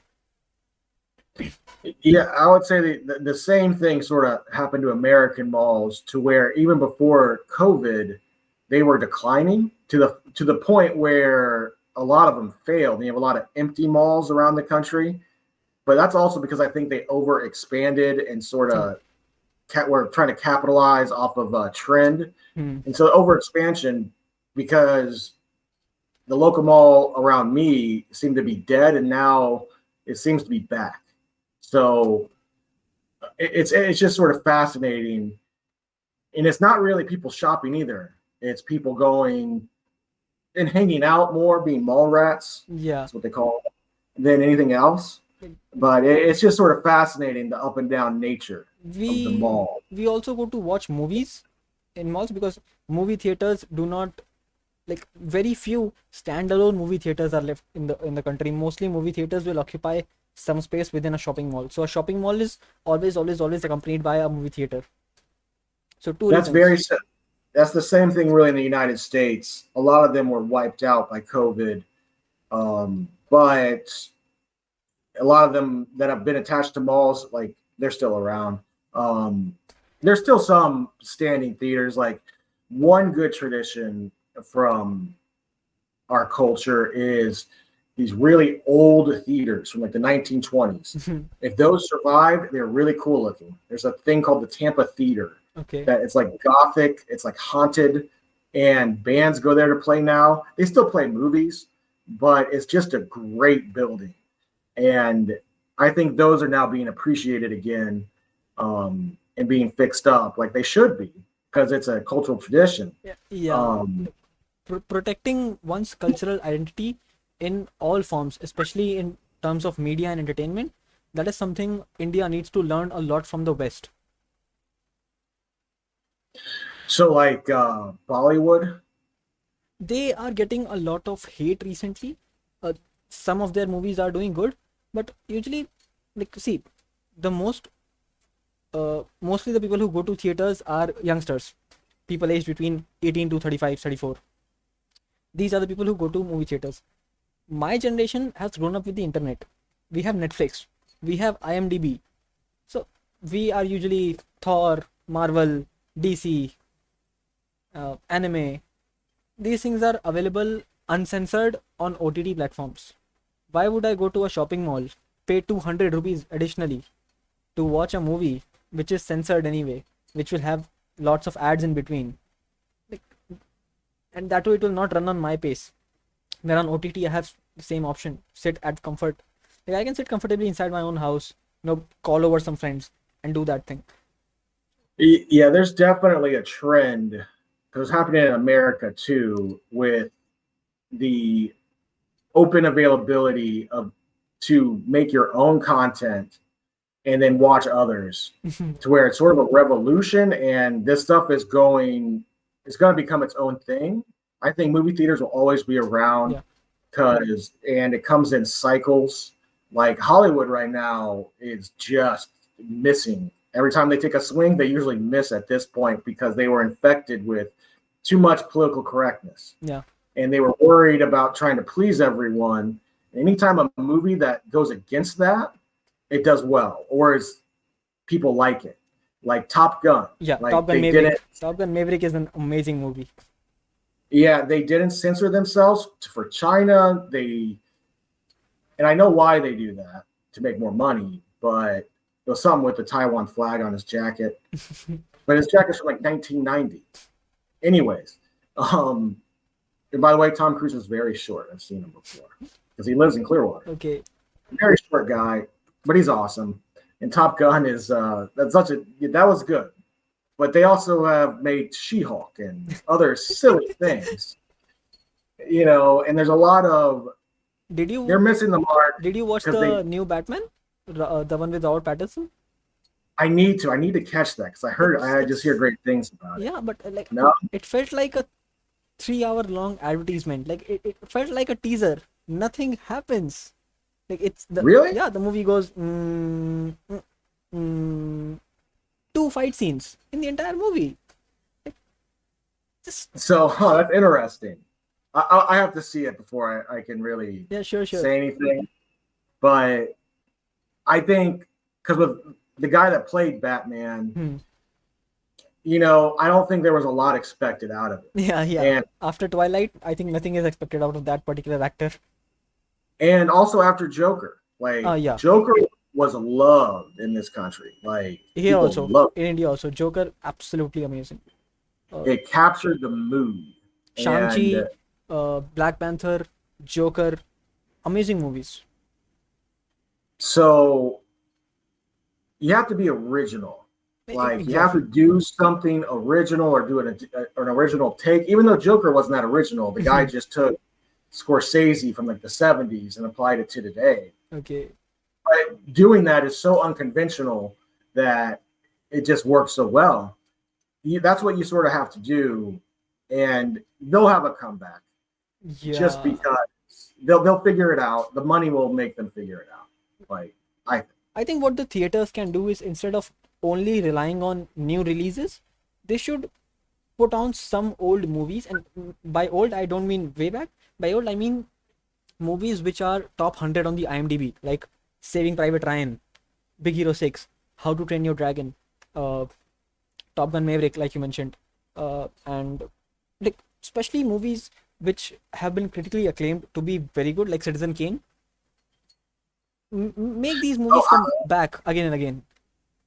I completely agree. And they should do events. Like, you ever heard of the movie called The Room? It's one of the worst movies, but it's so bad. They made a movie about it called The Disaster Artist on how it was made. Burned. And it's so bad because this Armenian immigrant that came over here and made a bunch of money selling fake jeans on the beach in California. Not fake jeans, but like off label, White jeans. labeling products. Yeah, and just selling them at a discount. And how he wanted to be something else. And so he meets this young actor, and then he just finances a movie because he has millions from the jeans, and they make a movie, and it's so bad, but it's funny how bad it is and awkward it is that now the guy tours around with the movie, and it's the whole thing you do. Like, you throw forks because there's all these weird forks placed around the movie for some weird reason. So you throw forks at the screen, and I went to one, and it's an event. It's fun. Like, there's a lot of different movies from the past where you can do something like that. It reminds me It's some of, sort of event. yeah, reminds me Like, of one of the movies that came out in India. The movie was known as Thugs of Hindustan. Hindustan is a Hindi translation of India. So the movie was like Thugs of India in a sense, and it was a complete rip-off of Pirates of the Caribbean. A complete rip-off. And these creators had the audacity to think that our generation will not recognize it. The moment we saw it, it was such a bad movie. People absolutely hated it. Absolutely. and one thing our theaters did recently, and I'm really with the young kid, like with high school kids, a recent trend was to dress up. If you're like a male in America, was to wear a suit to the movie theater for Minions 2. And there would be like 40 guys coming to the theater and go watch the movie. And it's purely from internet culture, but that's something there that can be capitalized on. So I think people will start to figure that out too, Yeah, I just mean, because there's too much opportunity. that is amazing. Like, one thing I love about American culture is that how everything has its own mascot, how big the costume culture is in US, like especially around Halloween. Like, it's amazing to see that. It's very delightful. And it's wild what that sort of comes from too, the sort of Puritan spiritualism of fighting off bad spirits. So you wear a costume. Yeah. But yeah, no, that's definitely a thing. Like, there was something called Tampa Comic Con recently, and yeah, people wear all sorts of costumes, all sorts of costumes. Yeah, is that like in India? Is that a thing at all, or is that just Not America? really. Like Indian students, especially high school students and teenagers, we see these things in movies and cultures. We look at them and we think, okay, this is something cool. We should try to do this. Perhaps maybe we can even in one or two parties, but largely costumes and mascots are not a big part of India's pop culture right now. No, nobody's interested in having mascots or costumes in general. And I would probably say it's a subculture in America, because there's still a large part that looks at those people and go, "What are you doing? What is this? Why are you doing that?" So it's an interesting dynamic, but it's a hobby, Yeah. right? And it's not a bad thing at all. So it's just an interesting dynamic, of what the current trends are. Speaking of trends, like whatever we are seeing, like as an Indian, what we see in Netflix and high school movies is that the division of students is based on the jocks, the athletes, the nerds, and then there's the pretty mean girls, and they're always a group of three. So there's the nerd, there's the jock, there's the shy introvert kid, and then there's an all-rounder, and then there's a sports guy. What is the actual real class of individuals in a classroom in US like? So it's changed to the point that I would probably suggest like cultural stereotypes like that don't, I mean, fit to an extent because those groups are still around, but the dynamics have changed. Hmm. So, for example, the sort of average jocks are now not really in the dominant position anymore. It's more of the cultural weirdos that took it over. I don't mean that in a negative way, but Hmm. like dyeing your hair, um, the gender bending and all that stuff. People, I see a lot of teens doing that stuff that aren't really into it, but are doing it to fit in. Um, the whole dating culture changed. It was very um, court-like when I was growing up, and based around certain like what you would see in a Hollywood movie. Now it's more of a hookup culture. So it goes first base. A student told me this, and it just like my mind. I was like, what? And like she goes, yeah, this is what I'm like. She goes, first base is hooking up. Second base is going on the first date. Hmm. Third base is going steady, and fourth base is like getting married. And I'm like, what? Married was never a part of it. Like when I was growing up, like, what do you mean married? But that is to like this generation. The first step is you hook up, like. But then I looked around, and that seems to be what's happening. And I mean, it is what it is. I'm not going to sit there and preach this is wrong because it is. Like, it's not really wrong. It's a little promiscuous, but it's what's happening. And I think that comes from the internet, from social media, from this attitude. I mean, I do see more of a relationship culture coming back at some point, but it's sort of fascinating. There's been some shift, and we're still wrapping our heads around it. Yeah, it is amazing to see this kind of changes happening, particularly in the US, because what this will create is a class of people who are confused about the human side of things. They might be certain about their career and life opportunities, but they'll be confused as a human being. There's a very interesting quote that one of the politicians in India said is that he was asked some question about identity politics, and you are doing identity politics and this and that, and he said, sir, if I ask you, are you a homo sapien, you'll say yes, but if I ask you, are you a human being, you'll say, I'm trying to become one. I'm in process of becoming that. So I think it's something regarding that Indian, this is again where arranged marriages and Indian that thing comes in. Like when you're a student, you can goof off and do whatever you want, but as soon as you are at that age, as soon as we think you're mature enough, we are actually going to take action and get you married to somebody in the same social and economic class that we have chosen for you.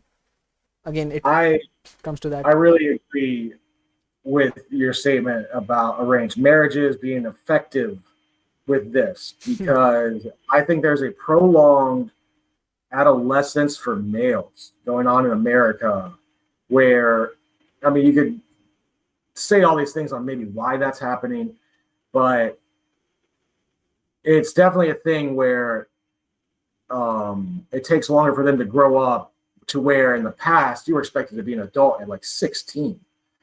And now, I'm going to settle down when I'm 30, 40, if that. So, and that's not matching the females who, maybe want to get serious around 22-ish, maybe even earlier. So it's really, I think that's maybe causing some problems too, where you have this sort of mishmash of modern, what's ever occurring now in modern culture. And again, it's all new. So I don't think there's any way to like, well, this is what they did in the past. Let's look at what happened. It's just new because you have all these new technologies, and these kids grew up with them, to where the culture is just new. And so it's interesting. Yeah, I mean, and arranged marriages are just another way of saying Stockholm syndrome. Stockholm syndrome, but with the permission of your family. That's what an arranged marriage is. Like, Well, it also forces you to grow up a little bit too. yeah, because Like, you have a responsibility. India is still very much a patriarchal society, so the males are still in a very dominant position. They are expected to earn more than the females, and they are expected to take care of the family. Even though in some cities this culture is rapidly changing, females are also participating in the economy. They are participating in social media, in news, in public opinion, in democracy, and which is a very, very, very good thing. It's essential for the growth of the nation.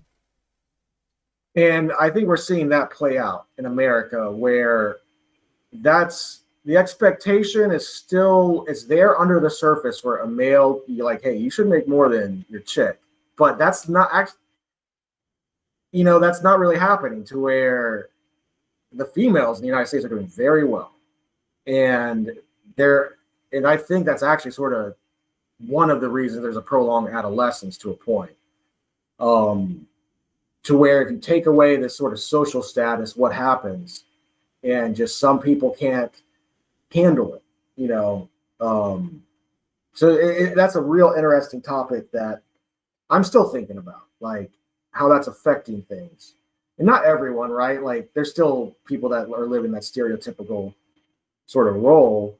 Um, but I think we're still hashing it out of what do you do where there's two equal sides in a partnership.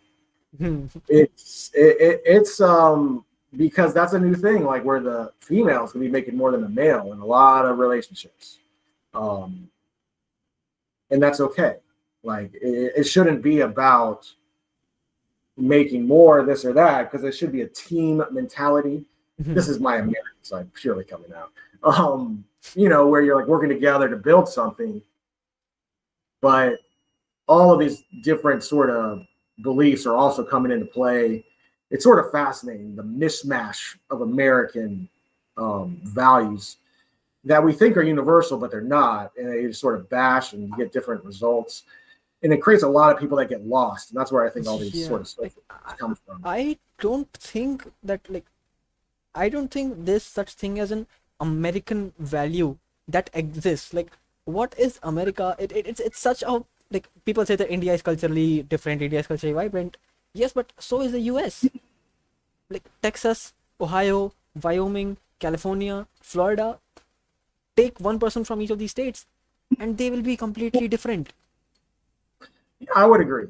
Yeah. Different people. I would say they're universal values, but they are like maybe they're interpreted differently across states, and people have their own versions of them.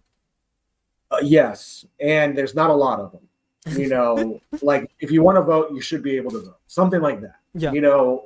But when you start slicing it down, like, well, who do you mean who should vote? Like, should they have an ID? When you start slicing it down, Floridians are going to be like, yeah, you need an ID. In New York, they're going to be like, no, because an ID is harder to get. In Florida, it's real easy. So just look at our roads and people driving. So it's and yeah. So what you're saying, yeah, that's I get what you're saying. Yeah, I would think that's true. We're definitely regional, state-based sort of cultures. And that is something which I can see because if I'm not wrong, politically, United States of America is a union, right? And states have the right to withdraw from the union. Is that true? Yeah, but anytime a state has tried, Washington D.C. shows up. The one time the South tried, didn't end so well, but they do technically have the right, but it has to be done through a vote. And that's where the Confederacy went wrong, is they just left. And they didn't do it constitutionally because it's too hard. Like the founders built in our Constitution a way to do that if the majority of people want to do it. And the whole the institution of slavery prevented that from happening, which is why the Civil War came around. But like any state, like Texas, I think this year is going to vote on secession. It won't work. And there's evidence that the Russians are actually behind it. There's actually a big FBI arrest by my school of a place called the Uhura House, Okay. which was a bunch of Pan-African socialists that are for the secession of Africans from America, whatever that means. Like, what do you mean Africans? They're African, like African Americans, like almost every state. And it was found that they were taking money from the FSB and that they were housing an FSB agent. And it's just wild because one of my students, another wild story. I had a former student of mine. He was always a prankster, but smart kid, just from a bad upbringing, a bad neighborhood. And he'll be fine. I talked to him. He'll live a fine life. But he took a flamethrower and he burned down their flag. They had this big communist flag waving, and he's a black kid in a black neighborhood with these African socialists, and he just did not like what they were selling. And I'm gonna go burn down their flag. I'll try to find the video and send it to you of him walking up. He gets out of his car with a wasp killing flamethrower. Because in Florida, we get these wasp nests that are so big, they'll take over a tree, and they can kill people because if you're allergic, they'll swarm you. So of course we have flamethrowers, and you just go and take care of them. Just Florida things. So, yeah, and he got one of those, and he just went, burned their flag, and then got back in his car and left. And I'm wondering if the FBI, because he was caught really quick, and I'm wondering, was the FBI watching that house and then only saw this kid get out of his car with a flamethrower, shoot the flag, and then left, and they're like, "What? Oh no, what's going on?" What must be the reaction of the NSA agent watching him? Like, hey, yo, John, you gotta look at this, bro. Yeah, bro, this shit is lit. What about the Russian spy? What was he thinking when that happened? You guys can't detect a bag full of AK-47s passing through your airport. You can see this one child trying to bring down a flag. Yeah, it shows you what we care about and what the FBI cares about. Because I'll give it to the FBI. They get a bad reputation, but they are super effective. They infiltrate, like the student movements we were talking about, yeah, and the movements in America with the Proud Boys or Antifa. The FBI's in all of them. They get a confidential informant, or they send someone in, and they just are in everything. And a lot of people complain about that. I just think it's, hey, you don't want these things going too wild, right? It's important for some form of government surveillance to be present, because you never know, it might even become beneficial to you only in the long run. It's important for a little bit of supervision by one of the agencies. Yeah, and as long as it doesn't get abusive or people are... Yeah, as long as the government is not exploiting that power. But this group of communists were really upsetting that neighborhood. I mean, enough for one of my students to go burn down their flag means they are, because it's not like it's a violent area. So, and I know they were really fueling a lot of the protests that happened. But they also, because they're not from this area, so they upset the local neighborhood, the local African-American neighborhood. And it's just interesting that all that came from Russia. Of all things that we thought was we thought that was done. And no, that was Russia messing with my little neighborhood. It's interesting. So will you say that it is not uncommon for a person in US to feel more loyal to his state than to his nation?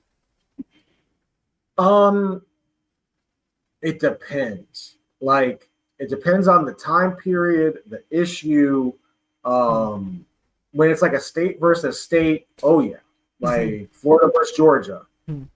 But if it's a outsider insider thing, like a state against Canada, that American nature comes out real, like united.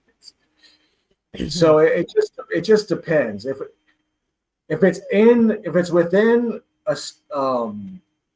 the United States, it's a state. Yeah, that state pride comes out. Hmm. Anything external, though, it's real quick to unite. So it just depends on the issue. But yeah, there's so yeah, it's mixed. Is the best answer I can give. So how much is the cultural integration from different states within the schools in one state, like schools or colleges? Like, do you have students migrating from one state to another for better economic opportunities? Uh, or Yeah, so that is one thing that is a big advantage is the ease of travel to move, low restrictions, and usually you can find the capital to do so. With integrating, it depends on what you're leaving and what you're going into. So if you're used to New York City schools that are like within a big building, like a big skyscraper Hmm. that's just on the ground floor, and you're next to a Macy's or something. And then you come down to Florida where we have like open land, a bunch of swampland, and you go to a big school in the middle of nowhere, right? That's a big change, right? And walking by a lake and you see this dinosaur just sitting in the lake, right? An alligator. So that can be a shock to people. But overall, I would say it's pretty. And it's not like you're maybe at first a little bit of an outsider, but it's you integrate yourself really quickly because we actually had that happen. We had because of the COVID restrictions in New York City and no restrictions in Florida. We had a lot of people move down to my area to where our schools are way over capacity. Our projected growth when I first started working was like negative 20% over time. Okay. And now it's like, oh, we can't build schools fast enough. What do we do? Oh, your class size is going to be like 40 kids. It's like insane. Just right now, because they can't find enough people because they spent 20 years just not making too many restrictions on teachers and then messing with our pay where, you know, now that's changed. I'll give it to DeSantis.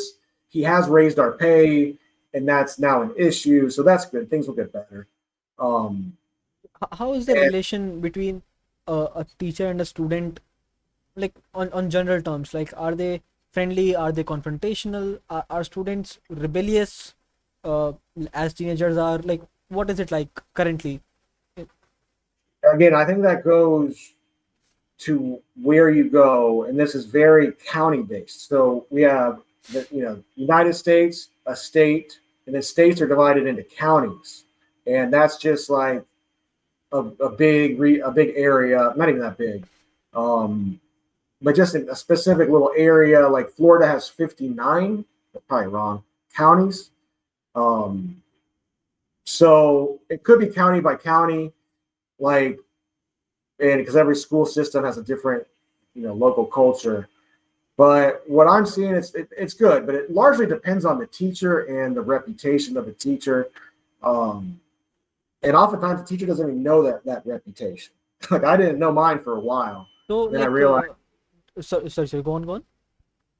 I was just saying like so that depends but I would still probably say like half the teachers are what you described as just vindictive, bad. They shouldn't be in it. And the kids hate them. And the only solution to that is to have what I try to do is make kids like learning. And you actually have to be sort of rebellious to do that because the system creates this. That's why I really liked your chemistry teacher's response to that cigarette smoker. It's a really intelligent response. And, that's what you have to do now. So it just really depends on the teacher, I would say. So I was asking that are like teacher does make a lesson plan, right? So are they so personalized that like is every single school so personalized that these students may find it difficult while giving national level competitions like entrance exams of big universities, or is it a single nationwide program implemented differently but every student in the end comes out to the same level of education, like quadratic equations or linear regressions, algebra? Like, are these topics exact same so all students can appear for national exams, or is it different? So what Barack Obama tried to do was something called Common Core, which Mhm. was a common set of standards for each state. His predecessor, Bush, passed No Child Left Behind, which was creating a nationwide system of tests, standardized testing. In Florida, that's it all started here with his brother Jeb. We went a little bit crazy with that because we're over testing kids at this point. We're actually dialing it back. Um, but the only national test, I mean, there's several. There's the military one, the ASVAB, which is a pure IQ test where they find your IQ and they match you with a position. And they're actually very effective at it. The only downside of taking it is you'll start getting tons of letters and recruiters showing up. Um, but it's also good to know your IQ. I mean, I took it and it helps guide you. Then there's the SAT, which is the SAT and ACT are the two main college entrance exams. SAT is actually being used less now because not in Florida, but in some states like in New York, I think they called it racist or something. I don't know how it is. Because the original Florida test was called the FCAT, the Florida Yeah. Comprehension Assessment Test, was actually pretty racist. Because I remember taking it and going, "Whoa, what?" Like some of the questions were just so absurd. Like with they'll talk about a Mexican and mowing yards and like how much money they can make mowing the yard. What? What? if You know? So if one slave works for 10 hours a day and another slave works for 5 hours a day, how many hours will they well, work? well they had a black person question with fried chicken, like all of this stuff, and we scrapped it because of that. Um, so each state has their own high school test. So in Okay. Florida, we have a new one called the FAST. It's actually implemented this year, and I'm sure it's going to have problems. But so it's a state-based test, but then there's college entrance tests, and then you have the military test. Then our district has its own tests. So what ends up happening is a lot of teaching towards a test, depending on what test you take. And you end up saying test so much as a teacher, you go crazy. So that's what's going on right now. But in India, do they just have a nationwide test that every high school student takes? Actually, in India, the education policy, like post independence, there has not been a very good committee of teachers and sociologists and pedagogists and like people who are responsible for this. We do not have a nationwide committee which has set the pedagogical practice right now. So what we follow is like every state has its own board of education, the state board. There are three boards which work across the nation. That is the CBSC, which also works in Africa and in the Middle East, Central Board of Secondary Education. Then there's the ICSC, which works all across India. So, and then there's the IB, International Baccalaureate, from which I come. So, what these boards have as a model that you will have education grade first, second, third, fourth, fifth, sixth, seventh, eighth, and when you come to grade 10th, that is called the high school in India. That is when you will have your first nationwide test, because up to class 10th, every single exam and test will be limited to your specific school. Your school teachers will make the paper and they will grade the paper. What will happen when you come to grade 10th is that you'll write the final exam, you'll write the exam sheets. Those sheets will be collected, bundled, and sent anywhere across India to any random school and any random teacher of that school will check your answers based on that curriculum, and then they will grade your answers and then you'll get your result. And then 11th class, again same as usual, you'll have your school. And then if grade 12th, so grade 10th and grade 12th, these are exams which every student has to take. They are mandatory, and the standards and the question paper of these exams will be made, different sets will be made of, obviously, but they are made nationwide level, on a nationwide scale. So thinking about it, the main organization in the United States is the one behind IB. It's the College Board. Okay. So I guess they're the ones that really set who gets into college. That's pretty much because SAT is pretty much, or ACT, I guess. I don't know who's behind that one. They determine because that's what colleges use to who to accept, who not to accept those scores. Oh, but how is the Indian military? Like, do they have any sort of diagnostic test, or does it just show up and we'll figure it out? There are different departments within the military. There is the SSC, the Short Service Commission, there's SSB, and then there's the NDA. So all these different exams, you have to appear for these exams. Some of them require you to be from a certain stream, like you have to have math and English as a subject. Some of them will require physics, chemistry, and math, like Air Force. If you're going for an Air Force, you have to have at least 50% marks in physics, chemistry, and mathematics. So it depends on which branch you're going to apply for, and they have a tedious recruitment process. And then you're recruited to certain positions, and then you're promoted. There's not one nationwide recruitment program. Like it's divided amongst different categories. Okay, that's interesting. Yeah. So we'll see how the new Florida test goes. But Indian military actually is like, when I look at the US military, I see more of a mercenary force than I see a nationwide military. US military acts like a mercenary force. They go to different countries. They most of the people who retire from defense forces go into private contracts and private armies. In India, it is not possible because if you are serving in the defense, any position in defense, whether you are in logistics, whether you are in communications, whether you are in Air Force, Navy, whichever field you are in, the government will take care of every single thing for you. Your family will receive lots and lots of money, all the food that you buy. There are different shopping malls. Shopping facilities are completely different for defense personnel, and they are restricted only for the families of defense personnel. You can buy food for much cheaper rates. You will have hospital services. You will have your medical insurance, and education insurance. Like whatever money you spend on your child's education, that will be reimbursed to you. And I would say that's pretty similar to the United States. We have that same thing with bases. It's the reason people leave to go into those private security companies is the money. They get paid very well. But if you stay in the U.S. military for 20 years, they take care of you. oh, Our problem is when people leave after 4 years or they go into a war and then come back and leave. There's the VA, which is the healthcare for veterans, and it's a little inadequate. And then, a lot of veterans get lost once they leave the service. So it really depends on if you stay in or if you leave. So I'm pretty pro U.S. military outside of some of the stuff we do. I think it's a good economic ladder for some students to get themselves out of bad situations, and it sort of rebuilds them. And, but you have to go into it. And I tell students this with the mentality of once you're out, you have to figure it out.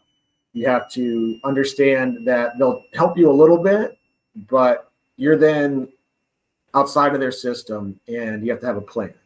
yeah. Because I've seen it happen to some people where they didn't have a plan and they get lost. Like you mentioned, it's a good economic opportunity. The thing with defense is that mostly people who go into the border forces, they are not individuals who are coming from very prominent families. They are often not economically good, and that's why they go into these services.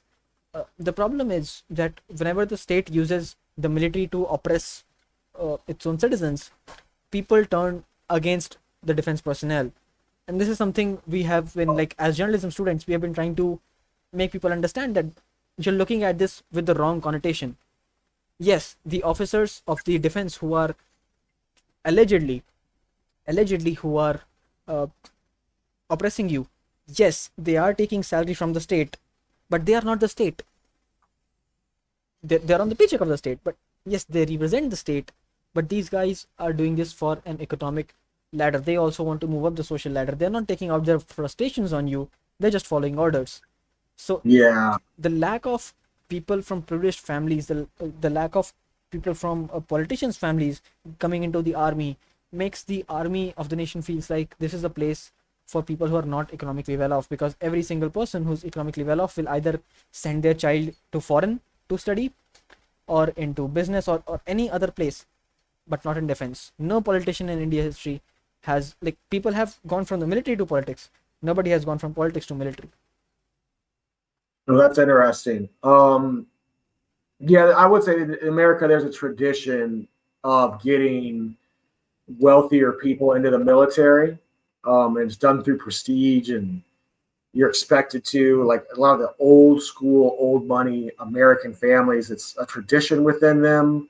It's also how you get political power Yeah, and become like, a politician. Like for a while there, if you didn't serve in the military, there was no way you could be a politician. yeah. That's changed. I'll But I'll ask you one more question yeah, and then I'll let you sleep. It's getting late yeah. also. I'll just ask you one last question. What is, if today we do a survey of children from your school and all schools across US, how many of them will be pro conscription, mandatory conscription, like that in Good Israel? question. Good question. So what do you mean by mandatory conscription? Like that of in Israel. Like, what if today the US government makes a nationwide plan that every single person, as soon as a fit male or female in US turns to the age of 19, they have to serve at least for 1 year, or not 1 year, but like at least for 6 to 7 months. They have to serve in the defense forces. They can go into logistics, navy, any place, like any department, not necessarily soldier, not necessarily an operator, but they have to have some experience working in defense of the US. They can choose different streams of it. What will the general opinion be?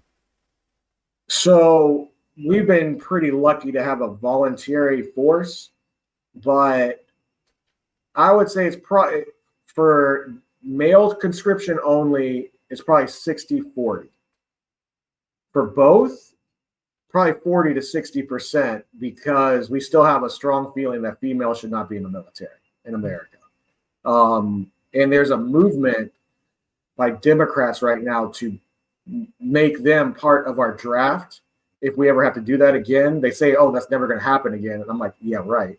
But Democrats want to make everything equal, so they're like, "Well, we got to include females too." And now you're seeing a backlash to that. Like, no, you're not. Like, and people are willing to let the military accept females and give them opportunity, but there's still some people that aren't comfortable with that. And also, so the idea of making, because I know Israel has them do that as well. So there's less of an appetite for that. But for males, I would say it's about 60% of students would probably say okay with that, depending on their mood, and what's going on and who the president is. But, I would say with this generation, maybe 50-50, but I would probably say more 60-40. Especially now that the military is pretty much like playing a video game with drones. So I and then if something happens like a 9/11, that goes way up. Yeah, obviously. After an attack, the patriotism is always on a spike after an attack. That is a common pattern. Yeah. Well, that's an interesting question. But if a draft was to come around, the way we do it is not the way Israel does it. Is the way to do it is to always have it there. Yeah. And then if emergency happens, you can ramp it up. But just to like have it in the closet to break out, people resent it. And so I just don't like the way our government does it. I think it would help a lot of roping in people that are lost in the computer and on the internet and rabbit holes that don't leave the room. Unfortunately, I think that with a lot of younger people at the moment, some of them get lost when they're around 16 to 20. And how political are these people? Like, how political are 16 to 20-year-olds in the US? The females are very political. The males seem a little bit lost. And they will get political maybe to try to impress a girl or fit in. Do they really believe this stuff? No. They're not adamant. Okay, that one cool guy at a party will be like, I'll bring feminism into every topic. Feminism is very Yeah, important, guys. the dating. It's a complete dating strategy. I've seen it. It's interesting, and I don't bash it. It is what it is. You have to do what you got to do, Hmm. but it's not successful. It's rarely ever successful. I want to tell them that, but I also don't want to dampen their parade, right? Bro, chivalry's dead. You know, to an extent, I think that's an effective strategy with the younger kids if they were to like do it well, Hmm. but it's just a skill that isn't taught. Um, it's really not like it used to be. And I don't want to sound too old, but so with this group of um, there's some of these guys become trolls, and those are people that they're just not happy with their life, so they're going to be like, I'm gonna mess with people. And that's what their politics is just to say things on the internet to rile people up and upset the apple cart. Uh, but they don't realize they're stuck in an addiction, and the life that they want is out there if they seek it. That's the thing and they may not be comfortable doing that, which and all the arguments against like public schools don't take that into account. Like we are that outlet for these kids to like get out of that. And we also should realize that and not push them back in like um, with computerized learning. They always want like the new thing this year is to have the kids always have a laptop. I was the only one the other day in this training to go, maybe we do some time off the 1 second. laptop. Mm-hmm. Just give me a second.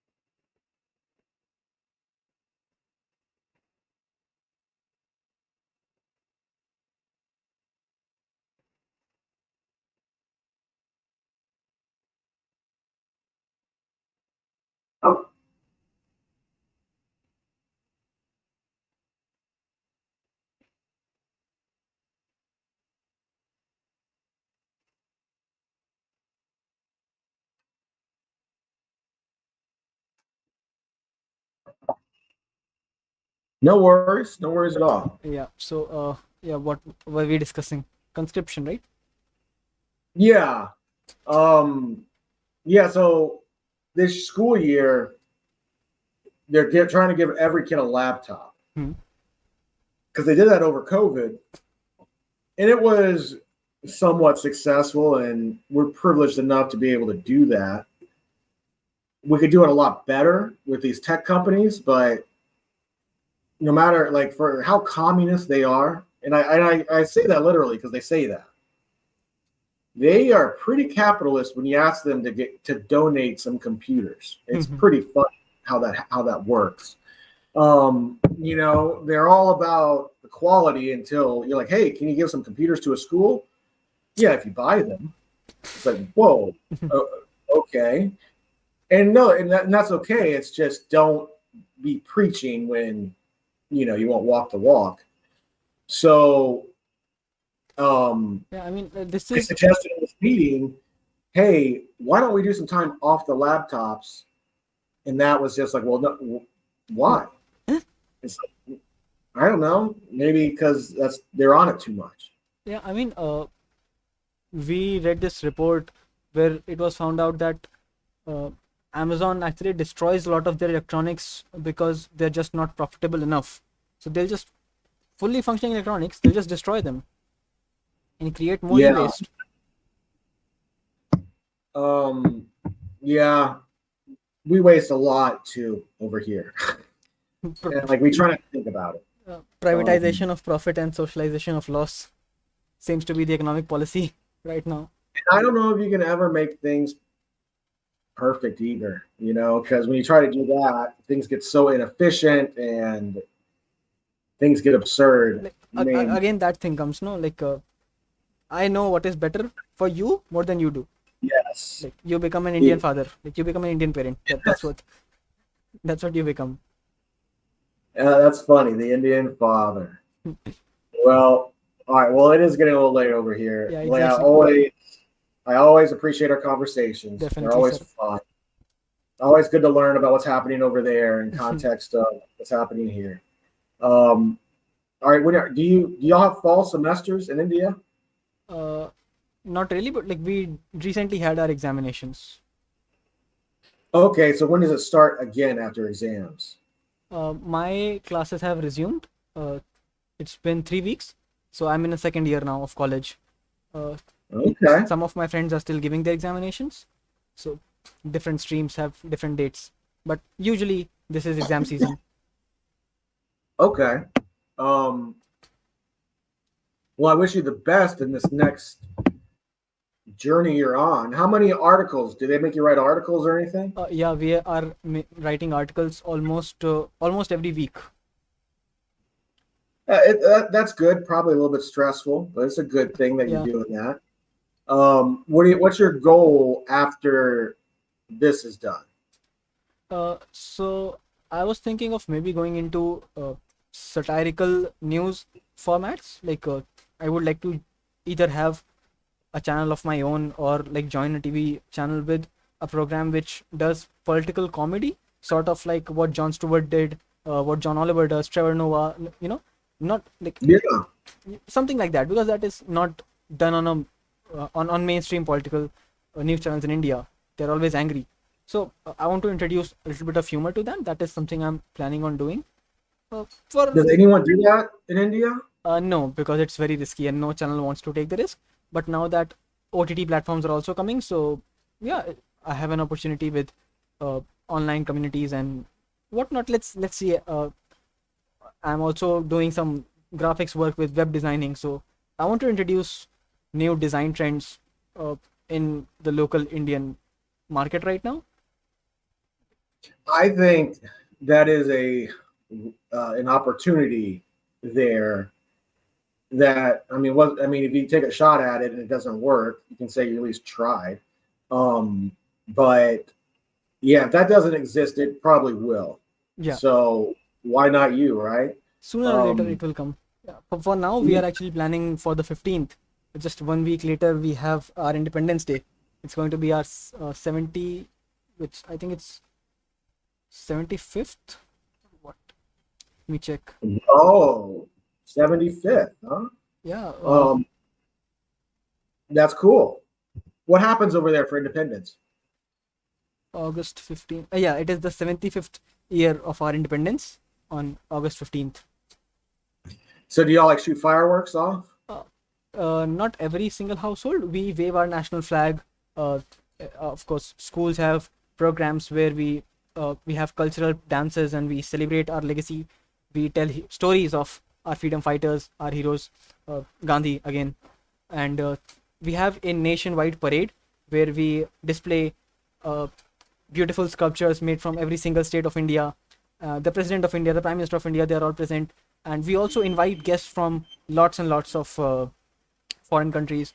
I think last time our chief guest was from Saudi Arabia. Let's see who's our chief guest for this Independence Day. Let me see if it has been announced uh, who our chief guest is going to be for Independence Day 2022. Yeah, Usually 70. we have chief guests on Republic Day. On Independence Day, let's see if we have anyone this time. Yeah, 75th is a big number. So Yeah. I mean, I would say Joe Biden should go over there, but he'll probably fall over on his way. Biden is not adored a lot in India. Like Indians are Trump fans, hardcore Trump fans. Yeah. Um, you know, if Trump wasn't so crazy, he'd be adored a lot more in America. Uh, and I think Biden gets a bad rap a lot. Hmm. I wasn't liking him for a while until I sort of realized he's not the evil character he's sort of portrayed to be a lot of the times. He's like a he is who he is. There's a reason Obama was not letting him talk a lot because he would always cuss, and he's a funny guy, and I mean that like Yeah, he falls over a lot, but he doesn't mean that. he He doesn't wants to do a have lot. he doesn't have malice in his heart. He's just trying to do his work. Yeah, he's trying to do what's best, and I you think know in US he is old. politics, That's one thing. I think in US politics, few people are as misunderstood as Lyndon B. Johnson, Joe Biden. Uh, yeah, because if you look about Yeah, LBJ, like the kind of responsibility he took after the assassination, Vietnam was a big decision. He did not take that decision lightly. It was a big move, and the kind of hatred he gets. Oh, why did he send troops? Why did you would have done the same thing if you were in his shoes? He was following the advice of his advisors. and he was captured by history because Yeah, he had to deal with decisions of his predecessors that sort of forced him into that situation. exactly. But when you campaign on not going into the war and then you go right into it, that tends to happen. But he did do a lot. Like his legacy is being revised at the moment. Like a lot more people like him because Exactly. passed a lot of very good rules and laws. So that's getting revised. And I think people will look back at Biden not in the same way, but in a better way because they'll take more into account with inflation. They think it's Hmm. just him. No, it's not him. It's the environment he came into. Yeah, You can't, one of our former prime ministers, uh, he said this. Manmohan Singh, yeah, Dr. Manmohan Singh. He said that history will be kinder to me. History will be kinder to me than the media was. And he he, might be right. I think that'll happen with Biden. But anytime gas prices skyrocket, that's political death. Um, and he actually has avoided saying a lot of the stupid things some other Democrats have said, like, "Oh, just drive an electrical car." It's like, don't say that. That's not realistic. anytime someone tries to give a simple solution to a complicated problem, innocent people suffer. Yeah, and a lot of people don't understand. Like, Biden does have an option. He hasn't done it yet, where we just become a gated community of oil, and we don't export it, and when we leave the world market, which will cause so many dominoes to go down, and you'll end up causing famine in like Africa. Like I read a whole book about it. It's wild, like how oil is connected to everything we do. Um, and while Americans might pay $3.50 a gallon under that plan, it's about 4.50 right now. It will include a whole lot of death and political turmoil if we do that. So, how much do you want to sacrifice for that extra $20 you got to spend? You know, that also fuels other inflation, but we're in a period of change, Yeah, and um, people just tend to blame this president that has no real effect on their lives for all of these small problems in their life. It's that funny. because localization of politics and local leaders are not appreciated by national media. That is why people don't understand the relationship. President is not responsible for every single thing like defense, petrol price, your beef chicken burger or whatever. President of US is not such a free man that he can look into all these matters. He has only control over certain things, and it's usually military. Yeah, So foreign policy and defense. yeah, it's a lot of, and that gives a lot of local politicians a cover, which it shouldn't. So I would say that is a media thing. So that's something for you to keep in mind, like as you enter your career. But I think that's a good plan. Just keep learning things and checking biases and all that stuff. And Hmm. yeah, if you can do something with comedic news, go for it. you know. And because if it doesn't work out, again, you can always go do something that's more mainstream, right? Like Exactly. you have time on your side, so utilize it. With internet, the opportunities are limitless. Yeah, yeah. So I think you'll do great. Thank you so much, sir. All right. Well, let's do this again. Most certainly. So much fun. Yeah. Anytime you want, man. Just let me know and I'll work it out. Yeah, sure. Weekends were great for me. Weekends are usually free. All right. Well, it's great talking to you, man. I look forward to talking to you in the future. Sure thing. What time is it there right now? It's almost 2 o'clock in the morning. So I'll be fine. Don't worry. It's Okay. Saturday night.